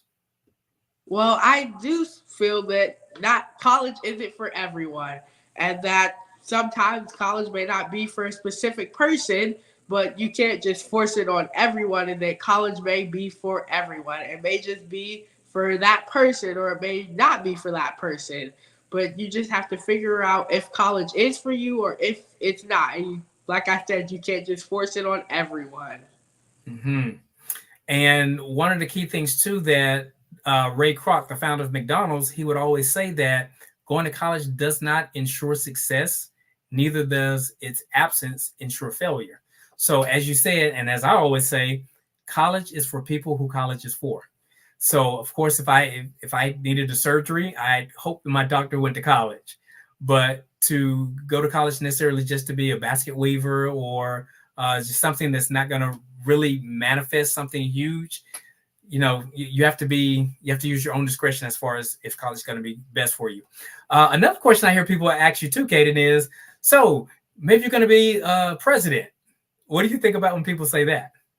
Well, one thing that I actually found is that the president actually doesn't make that much money to handle that much stress of leading a whole country. It just doesn't seem like it's worth it to endure that much stress just to make that little amount of money. Yeah, a lot of times, Caden, people are conditioned into traditions. And it reminds me of a story I'll tell real quick here. There's a little girl, and you heard me tell the story many times. There's a little girl who her mom cut the butt end of the ham off before she cooked it. So she asked her mom, "Mom, why did you cut the butt end of the ham off?" The mom said, "Well, I don't know. I would always see my mom do it. If you want to know, go ask grandma." So the little girl went and asked grandma. Grandma told her the same thing. "Well, I don't know. I saw my mom do it." So she ultimately went to the great grandmother and asked her, "Well, great grandmother, why do you cut the butt end of the ham off before you cook it?" And she looked at the little girl and said, "It's very simple, so that it could fit in the pot." See, so a lot of times, Caden, we do things in life, but we really don't have an explanation why we do it. So that's why you get asked questions like, are you going to college, or maybe you're going to be the president or what have you, but being a president isn't your vision. Your vision is teaching financial literacy. So let's talk about your goal is financial literacy, Caden. What is your goal, and where are you at along that goal right now when it comes to numbers? Yes, my goal is to actually teach 500,000 kids about financial literacy. And one way that I'm going to do that is by working with corporate partners, and so that corporate partners can sponsor for my curriculum to be in schools for schools that can't afford it. Sounds good. So share with us, since we're talking about that, talk to us about the give back. What do you do as a give back to your community? Yes, actually earlier this year, I did my first book bag giveaway where I gave away over 250 book bags to kids who needed it. And I also gave away over 100 blankets to the homeless since the winter was coming up, and I know that it's going to be cold and that they definitely need it.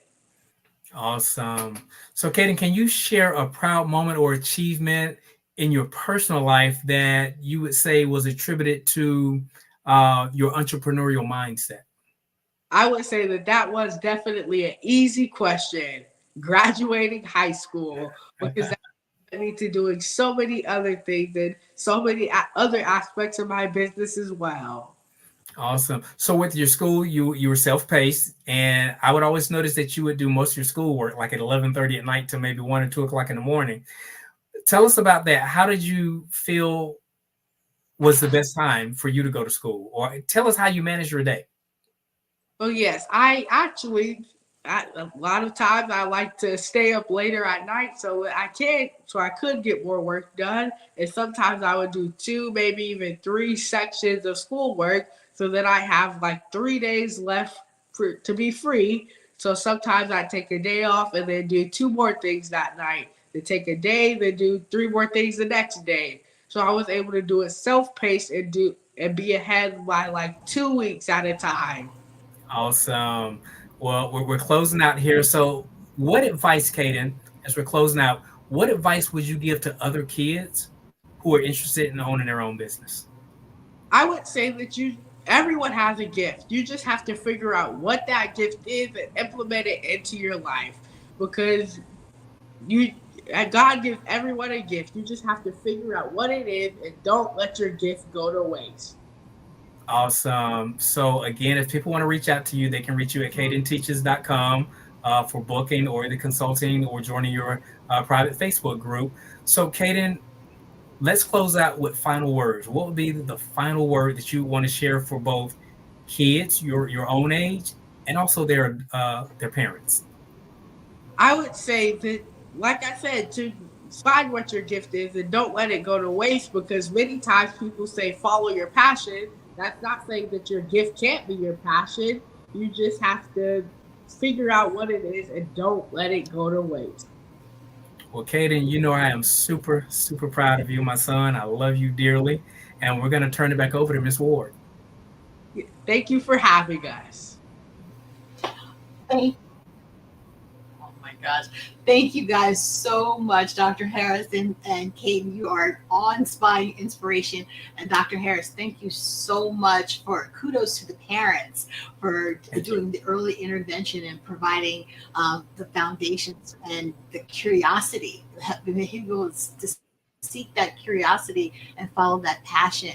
So thank you so much. It was just, we need to step our game up and keep up with Caden. So thank you so much for having us and hearing about you, Kate. I feel like you hosted this whole event today. Okay. So there you have it. Genius is common, and I will see you on the other side. Thank you, guys. Now, how many times have you been asked to help someone you didn't even know? A student, a business entrepreneur? Or did you ever even ask, where did they end up? That business, that friend, that entrepreneur. Well, just maybe they ended up in a gang, bankrupt, homeless, or worse, dead. Maybe they turned to crime, drugs, and alcohol. Did you ever wonder? Did you destroy their dream, or was your life always so easy? At the Black Business Olympics, we started a movement to help students complete. Give them hope and foster success. Help them to leave their dreams of providing laptops, computers, and up to $5,000 in scholarship funds.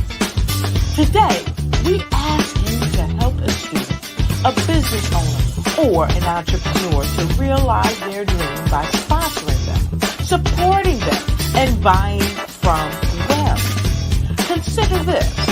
With $1.6 trillion in our Black community, we only ask for a small donation for our students, our businesses, and our entrepreneurs. And you can change a life today. So I ask you, what are you going to do? Sit on the sideline and watch our students in high school be leaving, miss out on their dream from lack of resources? Or are you going to donate to the movement and change their future and yours as well? Give us a call today at 919-308-9090. Change their life by investing with action to the Black Business Olympic Fund. The Black Business Olympics, one of the largest business showcases of Black business in the history of the world.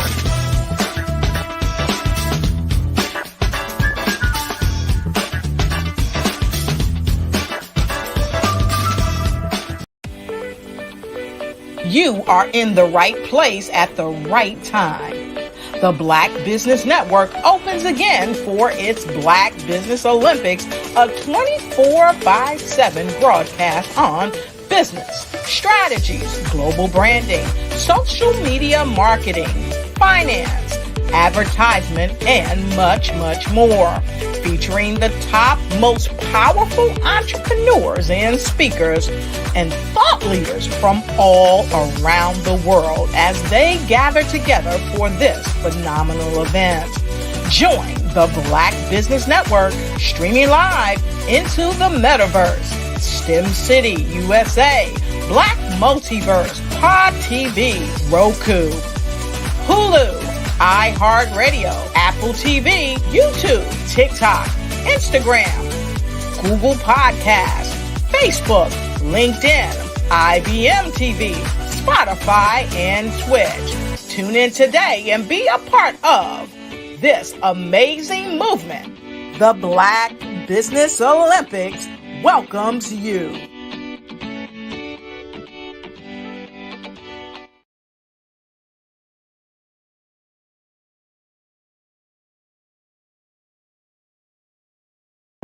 The Black Business Network and Black Business Olympics are essential platforms for Black business owners globally. They provide the tools and support you need to succeed in today's competitive marketplace. Join us today as we collaborate together with businesses from around the world to support our children, students, and young future entrepreneurs, Black businesses and corporations. We raise funds for students going to college and young entrepreneurs who are aspiring to be business owners, and we invite you to be a contributor today. Visit the website www.blackbusinessexpousa.com to connect with and learn more about how the Black Business Network and Black Business Olympics can help you not only share your amazing business story to businesses, but also serve future generations. Hello, My name is David Jones, CEO and co-founder of the Hello LLC, where we help businesses build a culture, brand and experience, and leverage technology to pivot into Web3. Join the Black Business Network streaming live into Roku, Metaverse, STEM City, Black Multiverse Enterprises, Hulu, YouTube, iHeartRadio, Apple, Facebook, LinkedIn, Spotify, Twitch, and Google Podcasts. Tune in, turn on, and let's thrive.